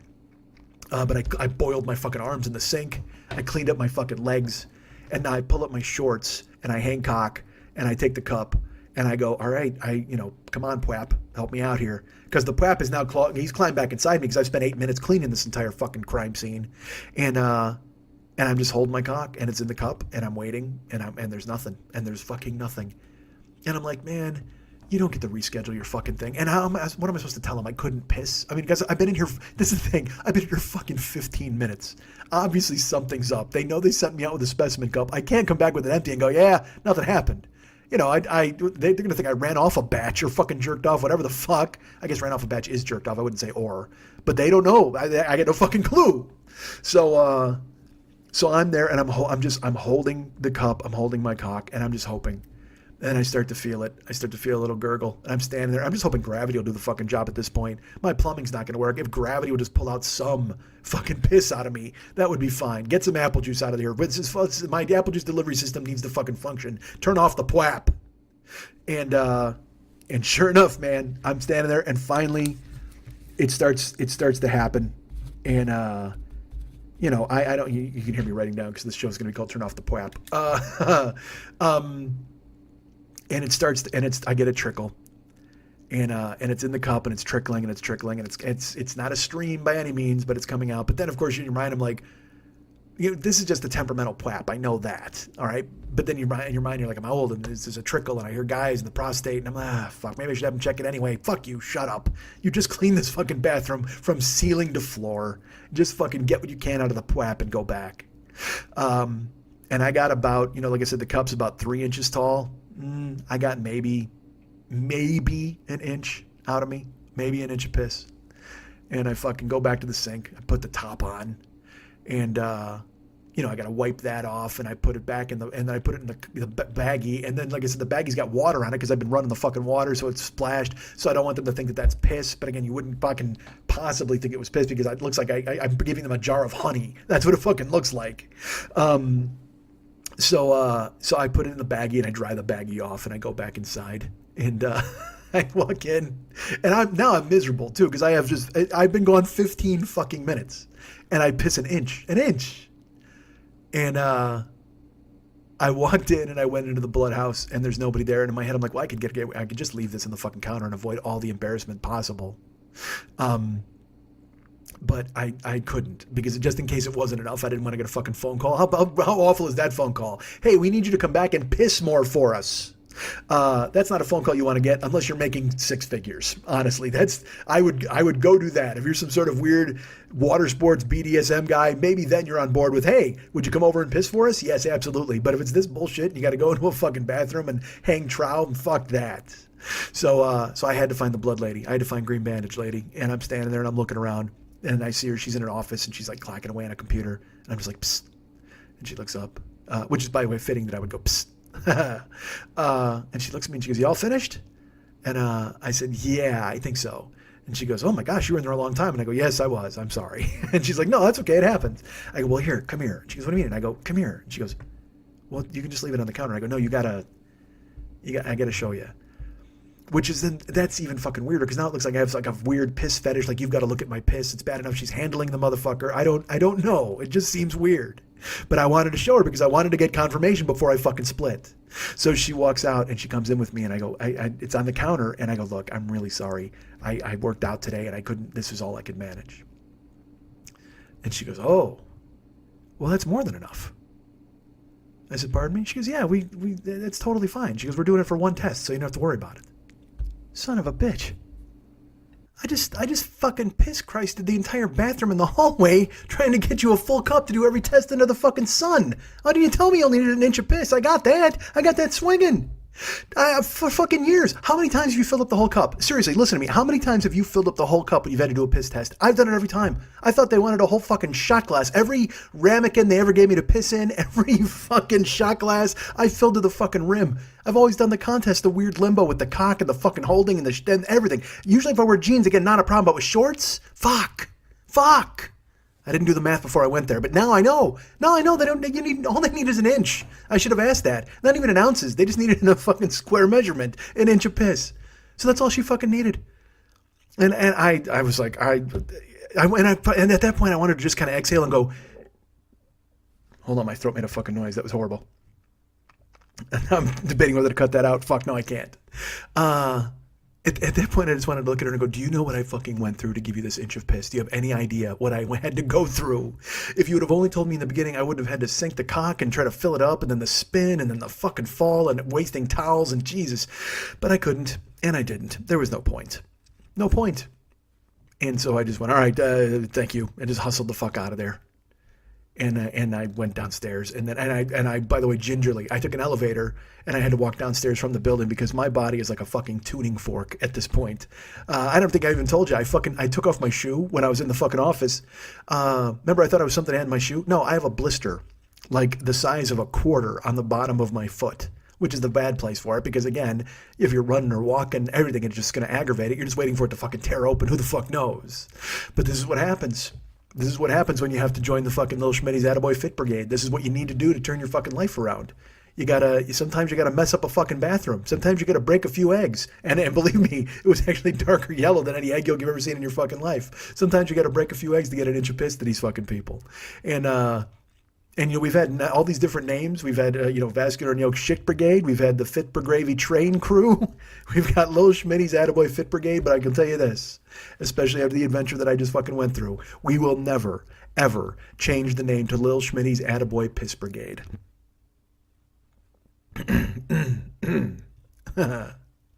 You guys can get me at Mike at MikeSchmidtComedy.com. You guys can be my friend at facebook.com/the40year-old boy. You can follow me at twitter.com/the40year-old boy. You can find me at Instagram and Snapchat. I'm there at Instagram and Instagram. Oh my God, I just invented Instagram. How great would that be? Just put up a bunch of shitty photos, a bunch of terrible stuff, or even scary stuff. Instagram is nice. I like it. I'll probably get sued. I don't give a fuck. I'm in. I'm Instagram. No, at Instagram and at Snapchat, I'm at Mike40YOB. That's Mike40YOB. Find me, send me stuff. If you can't join Lil Schmitty's Attaboy Fit Brigade on Facebook, you can send me these social media notes, any Snapchats of you working out or, whatever you want to do, posing in your shorts. If you're some dude who's like, hey, are these good workout shorts? Of course, I'll be happy to pass judgment on those. Send me a Snapchat, send me an Instagram. Go ahead and let's all get together and get fit together. Let's do this. Come on, people now. Smile on your brother. Everybody get together. Let's all join the fucking Piss Brigade right now. So that's Mike40YOB at Instagram and Snapchat. Remember, Ryan Dirks is our web guy. He does all the cool-ass web stuff for this show. You can find him at facebook.com/Ryan Dirks and go ahead and be his friend there and tell him he's the coolest. Our friend Giorgio Paluso. He does all of our YouTube stuff. He's the greatest. He and I had a little dust up. Maybe I'll tell you about that on the other side, maybe. Should I tell you now? Nah, fuck it. We'll get on the other side, I'll tell you. But he and I were texting this week, and fuck, no, I'm just going to tell you. I'm going to go into it because he insulted me. He was trying to encourage me. Well, I'll tell you, fuck it. I'll tell you during the Patreon stuff. Stay tuned for that, folks. God knows so many of you are fast forwarding to the end. But oh my God, there's going to be a nugget of information on the other side of this. But Giorgio Paluso, superfan Gio for short. Not superfan of me, but superfan of others, certainly. You should be his pal. He's at facebook.com/Giorgio Paluso. You can follow him at Twitter too. I think he might be superfan Gio. I'm not sure where. But here's the important thing. He's got two podcasts. He's got his own podcast, Pod Gods, which you should listen to as he rates podcasts all week and tells you what to listen to and what not to listen to. And you want to listen to that guy you've never met. And then he does all the Loveline stuff for Adam Carolla. He cleans up the shows. He posts them. He has a running blog. He's got all sorts of fucking stuff. He's dick deep in that stuff. So he's handling all the Loveline stuff for Adam Carolla and Dr. Fuckhead, whatever his name is. Dr. Drew, there you go. Fuckhead, that seems a weird choice, right? When you're trying to name a guy's show. Why would Fuckhead be your go-to choice? I could have said Dr. Lou or Dr. Steve or I could have put in any masculine name, quite frankly. I could have said Dr. Edmund, and then I would have activated Edmonds again all over the place here at the end of the show. But instead I went Dr. Fuckhead because I don't know why. It's just a bad choice. But it's Dr. Drew. We all know him. So Dr. Drew and Adam Carolla, they do the Loveline thing, but Gio brings it to you. He unearths old shows. He punches up the sound, all that neat stuff. So go be his friend at facebook.com/Giorgio Paluso and check out his podcasts, Pod Gods, and all of the Loveline stuff. And please remember that our great friend David Hernandez does all of the artwork for this show, all of the music for this show, all of the cool things that are not me for this show. You can find him at facebook.com/DavidMexHernandez and be his friend there. But if you want to commission him to do some artwork for you, why wouldn't you? It is the holiday season. If you want a painting of your wife in the nude, he's your guy. If you want a painting of your kids playing with their Christmas toys, that's your man. If you want a still life with fruit and shotgun, I think he might have one of those lying around. But if you want to request to have a kumquat in there, he will add it for you. Please contact David at artbydmh.com. He will do all that work. He's also got Valscapes. He's got Icons, and like I said, he's willing to do any sort of artwork you might have commissioned for, and I guess as long as you're paying, of course. He's on duty for the holidays. He's very busy now, and I will tell you on the other side a little more about that. But right now, you can go to artbydmh.com and find him to do any sort of Christmas gift that you want him to do. There's stuff that's existing at artbydmh.com, and check out there if you want to buy an existing piece or hire him to do something on your own. That's David Hernandez. You can get him at artbydmh.com. That's artbydmh.com. You're listening to The 40-Year-Old Boy. Coming up next, Mookie and the Puddle of Piss.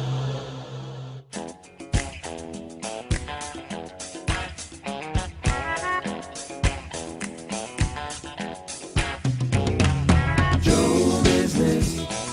Joe, oh, you're dirt. Joe business. Joe, oh, you're dirt. Joe business. Joe, oh, you're dirt. Don't tell me that you haven't bought the big angry. Not yet. Buy it at your business. Look at that kick-ass art for sale. Tweaked audio just cannot fail. Buy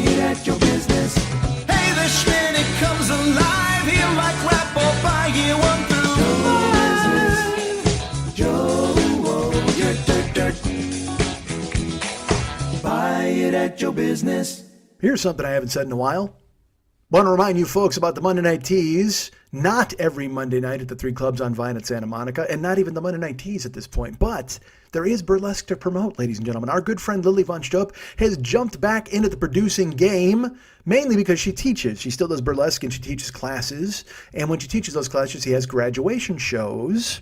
And get this, she's promoting a graduation show coming up here December 12th. Of 2017, you're not going to guess where it is, are you? First of all, is it Monday night? It is not. I can tell you that. But I will tell you where it's at. Guess where it is? At the 3 Clubs on Vine at Santa Monica. She has returned to the scene of the crime, folks. December 12th, that's a Tuesday night, so I guess we'll call it a Tuesday night. It's called the Class Acts Burlesque Show. Burlesque school graduates and alumni. I believe Lily will be hosting. Other people will be dancing and performing. A lot of naked people. Again, nipples and labias. I haven't been able to plug nipples and labias on here for quite a while, but now they're back in full force. On Tuesday, December 12th, 9:30. Tickets are $20. Tickets are available at mnts.com. mnts.com. Our good friend Lily Von Stupp. Quintessential will be on the lineup as well. I think Carmel Knowledge will be there as well. It's the Class Acts Burlesque Show. Burlesque school graduates and alumni. This will probably sell out because a lot of family and friends of the graduates and the alumni come out to the show. So if you want to come out and buy a ticket, and I'll tell you what, if you're going to be in town, and you say to yourself, hey, Mike, I would love to go to that show, and I would love to meet you while you were there, I will go to said show. And I won't go unless you're in town, of course. But, I mean, I will go if you guys are going to go and show up. If you want to hang out, we'll get tacos at the taco truck. Let's do it. Let's surprise Lily. Let's do a thing where we all show up at the 3 Clubs on Vine at Santa Monica Tuesday, 12/12 at 9:30. Tickets available at mnts.com. The Class Acts Burlesque Show. Burlesque school graduates and alumni. Go see our great friend Lily Von Stupp.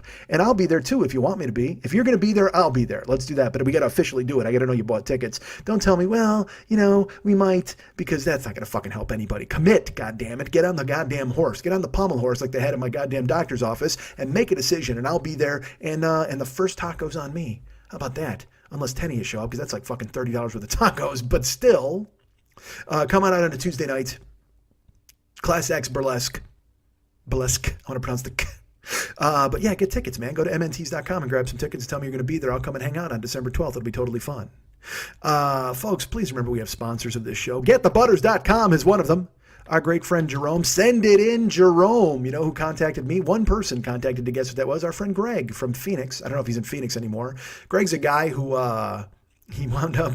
He was actually in Phoenix. He was one of the guys who bought. The last time I scheduled a show in Phoenix, I only sold like 4 tickets, and I canceled it. I was like, well, fuck, I can't do that. I should have just gone, because I wound up eating the theater fee anyway. But I actually contacted everybody individually. No, I think it was 7 tickets, and I contacted everybody individually, and I'm like, look, this isn't going to work. And they were all very kind and gracious. Greg, however, is a guy I called and I could not get a hold of him. I think I had to call him like 3 times and then and left a long message. And finally he called me back. He's like, oh my God, I'm so happy you called, because I thought he'd be upset, because I thought everybody would be upset, because I mean, I'm that guy. And I went to refund their money. I think Greg actually told me to keep the money as a donation to the show, which was ridiculous. But then he guessed Send It In Jerome was the great Bill Rafferty talking about Jerome Lane from the University of Pittsburgh Panthers basketball team as he broke a backboard at a game I was watching in a fucking casino, and I think in 1988. Send it in, Jerome.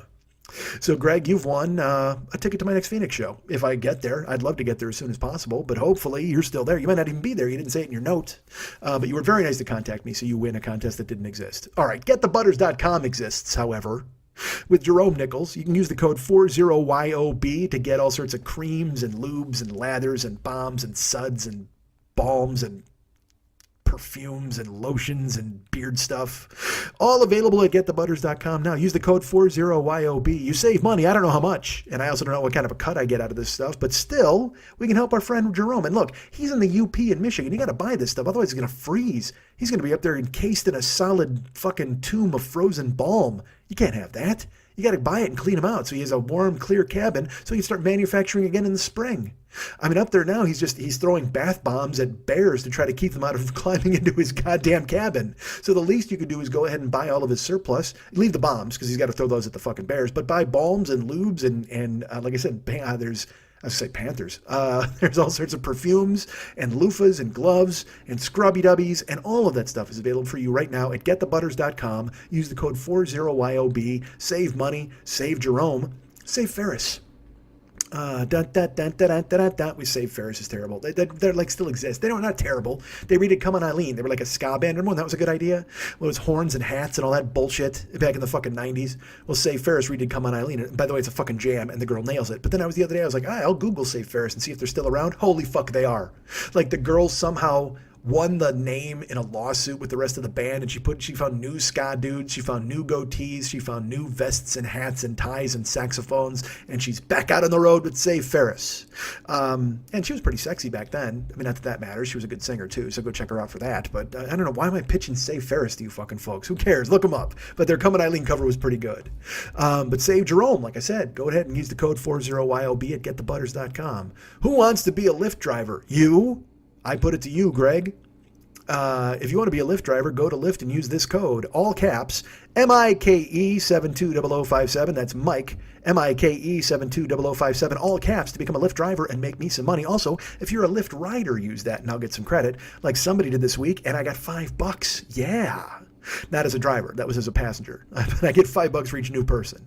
You want to be an Uber driver or an Uber passenger? Go to Uber and use this code, DJZW1YTTUE. That's DJZW1YTTUE. Now, that's all lowercase. As far as I know, but use that and I'll get credit for it. If you want to be a driver, I'll get some money. I'll be your Uber pimp. You'll be out hustling people during the holidays and making some extra cash for your mom, so you can go ahead and buy her a gift, and then you can buy a G.I. Joe with the Kung Fu grip so your wife fucks you. It's perfect. So go to uber.com and use the code DJZW1YTTUE to drive or ride. I'm not particular. Just go ahead and use that code for either one. I will profit, and so will you, because you'll feel very accomplished driving strangers around during these holidays, because it is, if you look out your window, it is beginning to look a lot like Christmas. Folks, our good friend Rob Matsushita has a play. Did I mention that? I mentioned it last week. And I know I mentioned it in a way that Rob did not care for, quite frankly, because he sent me a revised copy of the text. That's a lie. You know me. I always assume that people don't like stuff. But he was like, hey, Mike, thanks for reading that. Here's a more streamlined version of it, which includes the ticket link. So maybe he thinks he gave me too much verbiage, or maybe he thinks I made too much hay out of the verbiage he sent me. But I can tell you this. If you join the Dreamwell Theater in Iowa City for the production of Civil, you won't be regretting it. It's a social satire written by Robert Matsushita. That's right, Robert. Set in an unspecified future. So it could be tomorrow, it could be next year, it could be 2041. Set in an unspecified future where trials are held in a virtual environment and can only be 40 minutes long. Conveniently, that's how long we've rented the room for. So we made that fix in the script. Again, the show is called Civil. It can only the trials are held in a virtual environment. Can only be 40 minutes long. 5 actors play multiple roles. The audience votes on the outcomes of both trials. It's interactive, folks. You have a good time. You watch a play, and then you get to play fucking Joaquin Phoenix. Thumbs up or thumbs down. Who dies? Who lives? Performances will be December 1st and 2nd. 8th and 9th at the Public Space 120 North Dubuque Street in the basement of the Wesley Center. And as I said last week, nothing says quality theater like performing in a basement. I'm having fun with Robert Matsushita. It says it right there in the script. He's Robert now. Tickets can be ordered at dreamwell.com. That's www.dreamwell.com. DREAMWELL, dreamwell.com. All shows start at 7:30 p.m. Saturday, December 2nd is a pay what you can night. That's where Dreamwell's goal is to make the show accessible to anyone who wants to attend. That's anybody. You can come in, you can give them a penny. I mean, you'd be a cunt if you did something like that and just gave them a penny to come in and watch a play, but Jesus Christ, cough up some money. Pay $5, pay $10. It's worth it. God damn it, it's the Dreamwell Theater in Iowa City. It's Civil. It's a social satire. It's Robert Matsushita. And look, if it's Rob, I understand you pay him what you want. Give him some fucking pocket change. Scoot around in your couch. Look under the seats in your car. Find some jingling fucking pennies and throw them their way for a play by a Rob Matsushita, because that guy, he's not a pro. However, this has been penned by Robert Matsushita. And it's an unspecified future. You can participate. You can vote on the trial. It's going to be fucking amazing. So again, tickets can be ordered at www. And I say that in case you're really old and you need all the W's, dreamwell.com, www.dreamwell.com. All shows start at 7:30. Again, Saturday, December 2nd is Pay What You Can night, but also the closing December 9th performance. Audiences are invited to a talk back with the author, the director, and the cast. Now look, I can't speak for the cast. I understand it's a rotating cast. There's 5 of them that play multiple roles. I can't speak for the director, but if he's associated with the Dreamwell Theater and he's producing a play in a basement, he's got to be terrific. But I can tell you this, if you get the opportunity to show up in the middle of the biting cold of December, the 9th, which is my father's birthday, would you turn your back on a play on my father's birthday, folks? That's actually Lenny's birthday. I apologize. December 2nd is my father's birthday. December 9th is my brother Lenny's birthday. How can you pass this up? You need to go on December 9th for that performance. Because like I said, the cast, I don't know. The director, it's a coin flip. However, I can tell you that the author, Robert Matsushita, does all of his best Q&As on my brother's birthday. So you need to go to the December 9th performance and have a chat with the director and the cast, but then have an intense discussion with Robert Matsushita, the author. Ask him about the play, ask him about the 40-minute limit, ask him how he cared for the director and the cast, and ask him what he felt about my brother's birthday and what he got him. Maybe you can pick it up and deliver it to him. That'd be fantastic. So please go to www.dreamwell.com and get tickets for the great play my friend Robert Matsushita. Well, actually, my friend is Rob. But his pal, Robert Matsushita, has penned this play. Go and check it out December 1st, December 2nd, December 8th, and or December 9th. You can go to all 4 if you want. December 2nd, Pay What You Want night. December 9th, Q&A night. So please, chalk those down. Be at Iowa. And I was going to say chalk those up or mark those down. I think it said chark. Well, chark it up. But have a good time and go check that out, please. Please. I don't know if am I plugging this? I think I owe him. All right. The Paranoid Strain is a podcast that everybody loves. And I know this because the feedback has been universally great to me. And I say, well, you need to let the fucking Fearful Jesuit know. Don't just tell me. I understand it, but tell Fearful Jesuit. And people are responding via email. People are writing in iTunes. They're telling him they enjoy his show. The Paranoid Strain podcast is available in the iTunes store right now. I think episode 5 is on the way. I don't know when it's going up. Pretty soon, probably. But our good friend, Fearful Jesuit, wants your feedback. He wants to maybe even make you part of the show. You can do a call-in or maybe a drop. I don't know how he runs his show. I know he's always looking for feedback and interesting voices. So please, go listen to Paranoid Strain in the iTunes store and then contact Fearful Jesuit and leave a review in the iTunes store. Always make sure you mention Mike Schmidt and the 40-year-old boy. Say, I sent you over there to review it. I sent you to send him an email. And hopefully you say good things about the show because I think it's a fascinating production and one that I wish I could do. But I don't, but I wish I could do it. Perhaps I will. Perhaps I'll steal it. I probably won't. Probably. I leave it open. Please go to MikeSchmidtComedy.com. Go to the Joe Business page. We've got all sorts of stuff for sale there at the website. We've still got shirts. Our friend Joseph Luke brought a shirt. I got to send that off to him. Luecki? I can't pronounce his last name, but it's on the way, sir. Your shirt is en route. It is going to be there very shortly. Please, while you're at the Amazon link, go ahead and check out a bunch of cool-ass stuff there. Well, first of all, again, we got the website stuff, all the downloads, the live stuff, but there is the Amazon link. That's very important. Use our Amazon link. Cyber Monday and Black Friday have passed, but still, you got holiday shopping to do, right? Use our Amazon link and click through and explore, and we get credit for it. They get money, we get money, you get stuff. It works out perfectly. It doesn't cost you anything extra. You're just coming in a little back door and visiting Amazon that way, not going in the front door, ladies and gentlemen. You're going in the back way like I did with Chelsea Handler in year 2. I'm going in the front way. Actually, I did go in the front way, didn't I? All right. I'd go in the back way, too. I don't care. I'm not going to fucking discriminate. Whatever door's open to me, Chelsea, I'm bursting through it. Don't kid yourself. And after this sexy, piss-laden show, why the fuck wouldn't you want to let me? Oh, my Christ. There's more piss in here than in Trump's fucking Russia tape. So please, again, like I said, go ahead and check out Amazon. Go to the link and click through and then buy things, and we get a taste and you get your stuff. And everybody's happy. They get money, we get money, you get stuff. Use our Amazon link today, several times, and tomorrow, many times. And I'll tell you about this, folks. You know, we have a Patreon. It seems antithetical to be plugging it this late in the show, and yet here I am telling you about it. Our Patreon is, it's doing well. I'm going to expose the number and how much we make a month. I think we make $760 a month, which is really cool. Thank you so much for everybody who stepped up and decided to contribute. That's very nice of you. We had nobody new this week, although we had somebody adjust their, I'll just tell you this. There's new content on the Patreon page. I'm going to link it on the Jokers page on Facebook, and I'm going to tweet it out too because my Pod Smash video is up. My Los Angeles Podfest video is up. The audio for this year's Los Angeles Podfest is available for anybody who's a $5 a month subscriber. So if you want to join and be a new Patreon person, because look, you should join anyway because I just gave you a bunch of free new stuff. I gave you the Podfest video, I gave you the Pod Smash video, and here's the most important thing of all, I think, personally. I just put up a 3-hour video of a De Pere, Wisconsin tour stop. I've been plugging this for weeks, but it's finally up of the Success Is Not an Option tour in 2013, 2012. I think it was 2012 that I did this show.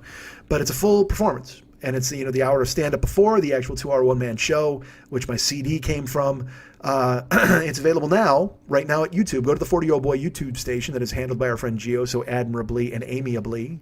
But you can find the videos there if you just want to go through YouTube. But if you want to go to Patreon, they're like right there on the Patreon page. The Pod Smash video is free. The Success Is Not an Option show is free. The Podfest video is free. But the audio of the full Podfest performance is only available if you're a $5 a month Patreon subscriber, $5 and up, of course. And you can go ahead and access that and listen to the show that I did this year at the Pod Festival. But that stuff's all available now at patreon.com. And it would be really cool if you signed up and became a patron. I think we've got 88 people on board now. And I know how many people listen to the show. It would be really cool if we could if I got even, a 20th of the people who listen to the show to go ahead and subscribe, it would go a long way to making sure I don't have to go out and do an Uber and a Lyft anymore. And you've got your own problems, you got your own stuff, you're trying to buy toys and stuff for your kids. I get all that. But if you like what we do, go ahead and get to the Patreon page. It'd be fantastic. And right now, like I said, all those videos are up there for free. But the Pod Smash audio performance or Podfest audio performance is available for $5 a month subscribers. Go ahead and grab that, please. Becoming a $5 a month subscriber unlocks it. You can listen and you will enjoy it. I demand satisfaction. I demand to say that you will enjoy it, and I need you to nod. Are you nodding? I hope you're nodding. But go to patreon.com/Mike40YOB, and like I said, the videos are there. They're also at the YouTube channel. You can go ahead and watch those, and that helps. Everything. If you want to subscribe on the YouTube channel, that also helps. Anything to let people think that I'm a hitter and start turning the content out into the public. And tell your friends, man. Get people on board. Even if you just want to send them the videos and go, dude, check this guy out. This is the guy I've been listening to for fucking years. Hopefully you can get people on board. But right now, go to the Patreon page. The videos are free. The audio is available if you subscribe for $5 a month. I'd appreciate it very much. It would help me out, especially with the holidays coming and me about to be kicked out into the street by Scrooge because I didn't buy him a big enough goose. I haven't even gone goose shopping yet. I can't say that I'm not going to get a goose. Hey, I also wanted to say a special thank you to everybody who went ahead and contacted David for his holiday Facebook caricatures. The offer is now closed because he is fucking swamped. He had so many people who responded to this, and he's doing his own personal projects that he's got to take care of. He's got people commissioning things for the holidays. And then he had so many people from Facebook who wanted to go ahead and get him on board with doing those paintings that he is swamped up. So I just want to say that because, people do write me and they'll go, hey, is, Dave still doing this? Which seems weird that you contact me when I tell you to contact him, but that's fine. But I'm telling you all right now, he is now the holiday offer, the caricature offer is now closed. Now it may open at another time, not the holiday one. The holiday one maybe next year. And he may go back to doing the Facebook caricatures that he was doing before the holidays. But right now he is dead swamped with a ton of art projects, so he is unavailable to do these, but he wanted me to say a special thank you to you guys. You responded really well, and you stepped up, and we appreciated it very much. Thank you so much for everybody who contacted him and got your own caricature. Those are all over Facebook. You can find them in certain listeners and places, and you can see David's work, and then after his embargo is finished, and once he's finished all of his backlogged work, maybe he'll get back to doing some Facebook characters. I don't want to fucking throw him out on a limb out there, but he might. Who knows? And now I'm going to go because I got to go play on my phone, folks. I got my iPhone X. My iPhone X showed up. I'm so excited. And by the way, when I say I'm so excited, I'm really not. I mean, I am. Because I had an iPhone S for the longest time, and iPhone 5S, not an iPhone S, iPhone 5S. So I haven't upgraded in like 4 years. I'm not that dude. I don't need a new phone. The other phone did what I wanted it to do, but it was time for an upgrade. Especially with the new laptop and stuff. So I was like, you know what, fuck it, I'll do this. And if I'm gonna do it, I'm gonna go fucking home run. So I got the iPhone X with the fucking 8 million gigs or whatever the fuck it is. And you gotta buy a case, and dude, it does wireless charging, which is freaky as hell. It's just a disc that sits on your desk, and you put the phone on top of it, and it just starts charging. You don't have to plug it in anymore. But it's been so long since I had a phone that you didn't have to plug in. It's bizarre because, the iPhone 5, as I told you, I used to have to plug it in, and then my laptop, it wouldn't sync up with it anymore because the OS, the fucking whatever, that system went south.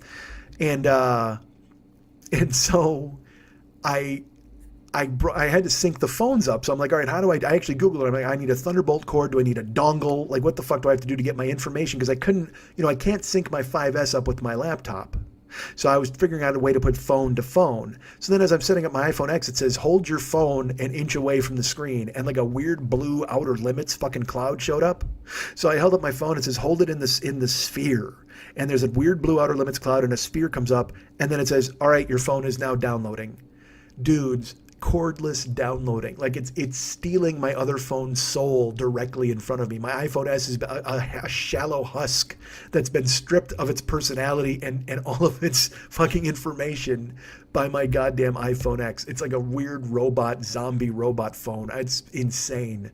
So it starts taking all that, and I should tell you this, because in my head I'm like, all right, is it going to take care of my, contacts? Is it going to do all? And it did. It took all my contacts. It took all my music. You know what it didn't take? My text messages. I had text messages on my iPhone 5S from 2013 from listeners and, from anybody else, anything that was important or that I didn't return. And I was always like, well, I'll write to that person eventually. Any exchanges that I needed, and also stuff that was current. I probably had fucking, I would say 100 text messages on my phone. 100 people that needed to be texted back, not just messages. And you're wondering, why did my iPhone X not read those? Well, here's why. Because I'm not joking. My iPhone X came in the mail, because it wasn't supposed to come to the middle of fucking December. But it shows up at my house Saturday afternoon, and I'm waiting for other Amazon packages because I told you I bought that scale and some other stuff. So there's a knock on the door. It's a box. I signed for it. I bring it. I open up. It's my fucking phone. I'm like, dude, awesome. So I go, I'll set this up over the weekend. So I left that night. I actually had to meet my friend. It was Friday. It was Friday because I had to meet Heidi for sushi. My friends Heidi and Chris were in town. So I had to go meet them for sushi. And as I'm going, I'm sending Randy a video and photos, like going, oh, you wish you were here, and just showing her I was walking. And as I'm walking, I'm sending these things, and they're only sending gray boxes.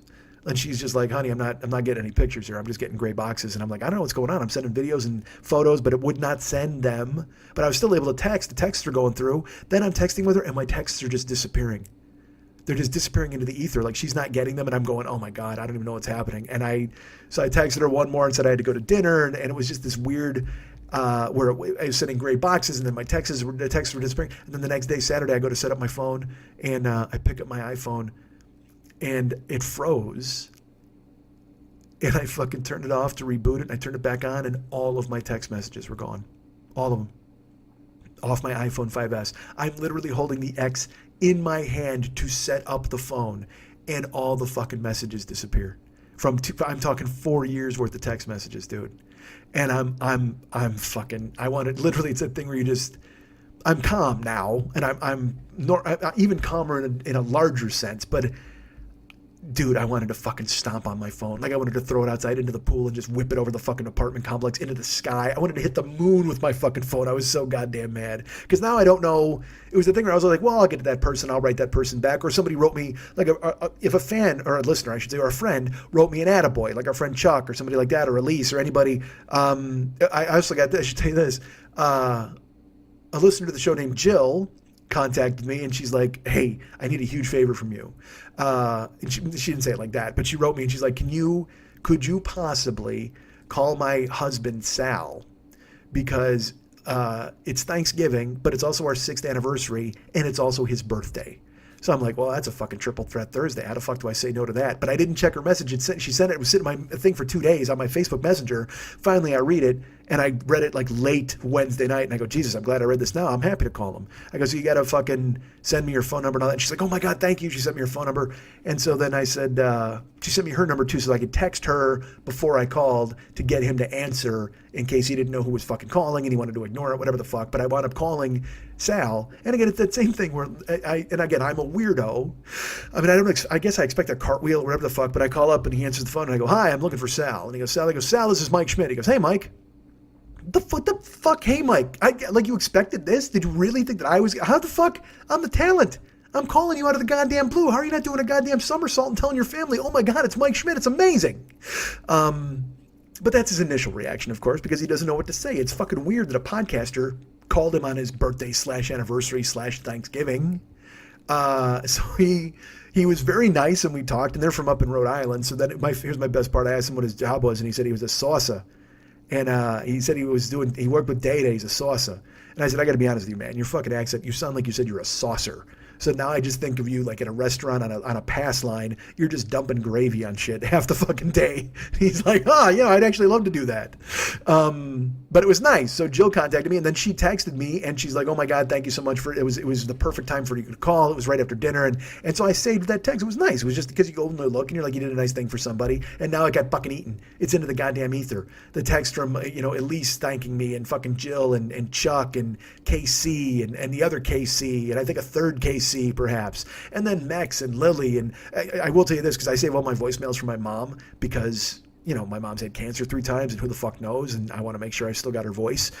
Thank God that transferred, because then I would have gone crazy. Then you would have seen some story like those Black Friday fucking ass whoopings in Walmart. You would have seen Cupertino Apple fucking storm clouds as I stormed the fuck up there looking for my mom's voice. I would have made some programmer. I would have grabbed him by his head and just smashed his face into his goddamn computer screen and said, "Look, you can take my fucking texts, you can take all my fucking stupid notes and old tweets from 2012, but motherfucker, you find my mom's voice in this computer somewhere and you bring it back, or I will fuck everybody in here up. You guys like Steve Jobs so much, you're going to go find him. I'm going to make sure it's going to fucking happen, because you got to go ahead and go and make this happen, because I will fucking put your head. We'll go into Tron World. I'll fucking spray you with some goddamn ray, and we'll go in and we'll have a laser fight. We'll go in a car, do laser tag races, whatever the fuck, whatever it takes to get my mom's voice out of this computer and back out of my motherfucking phone, because you do not.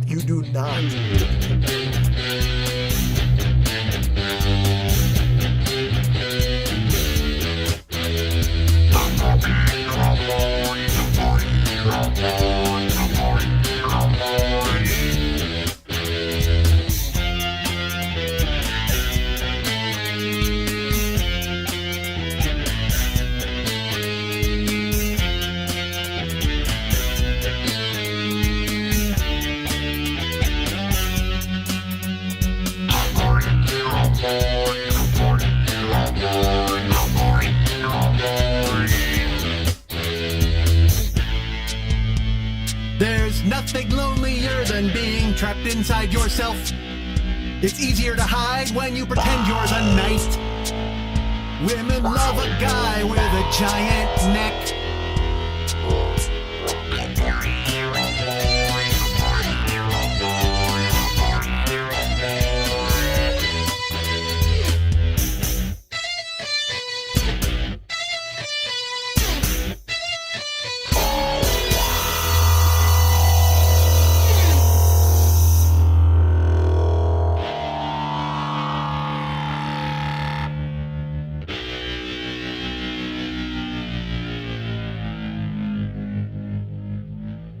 We here, we are playing on a level that most will never see.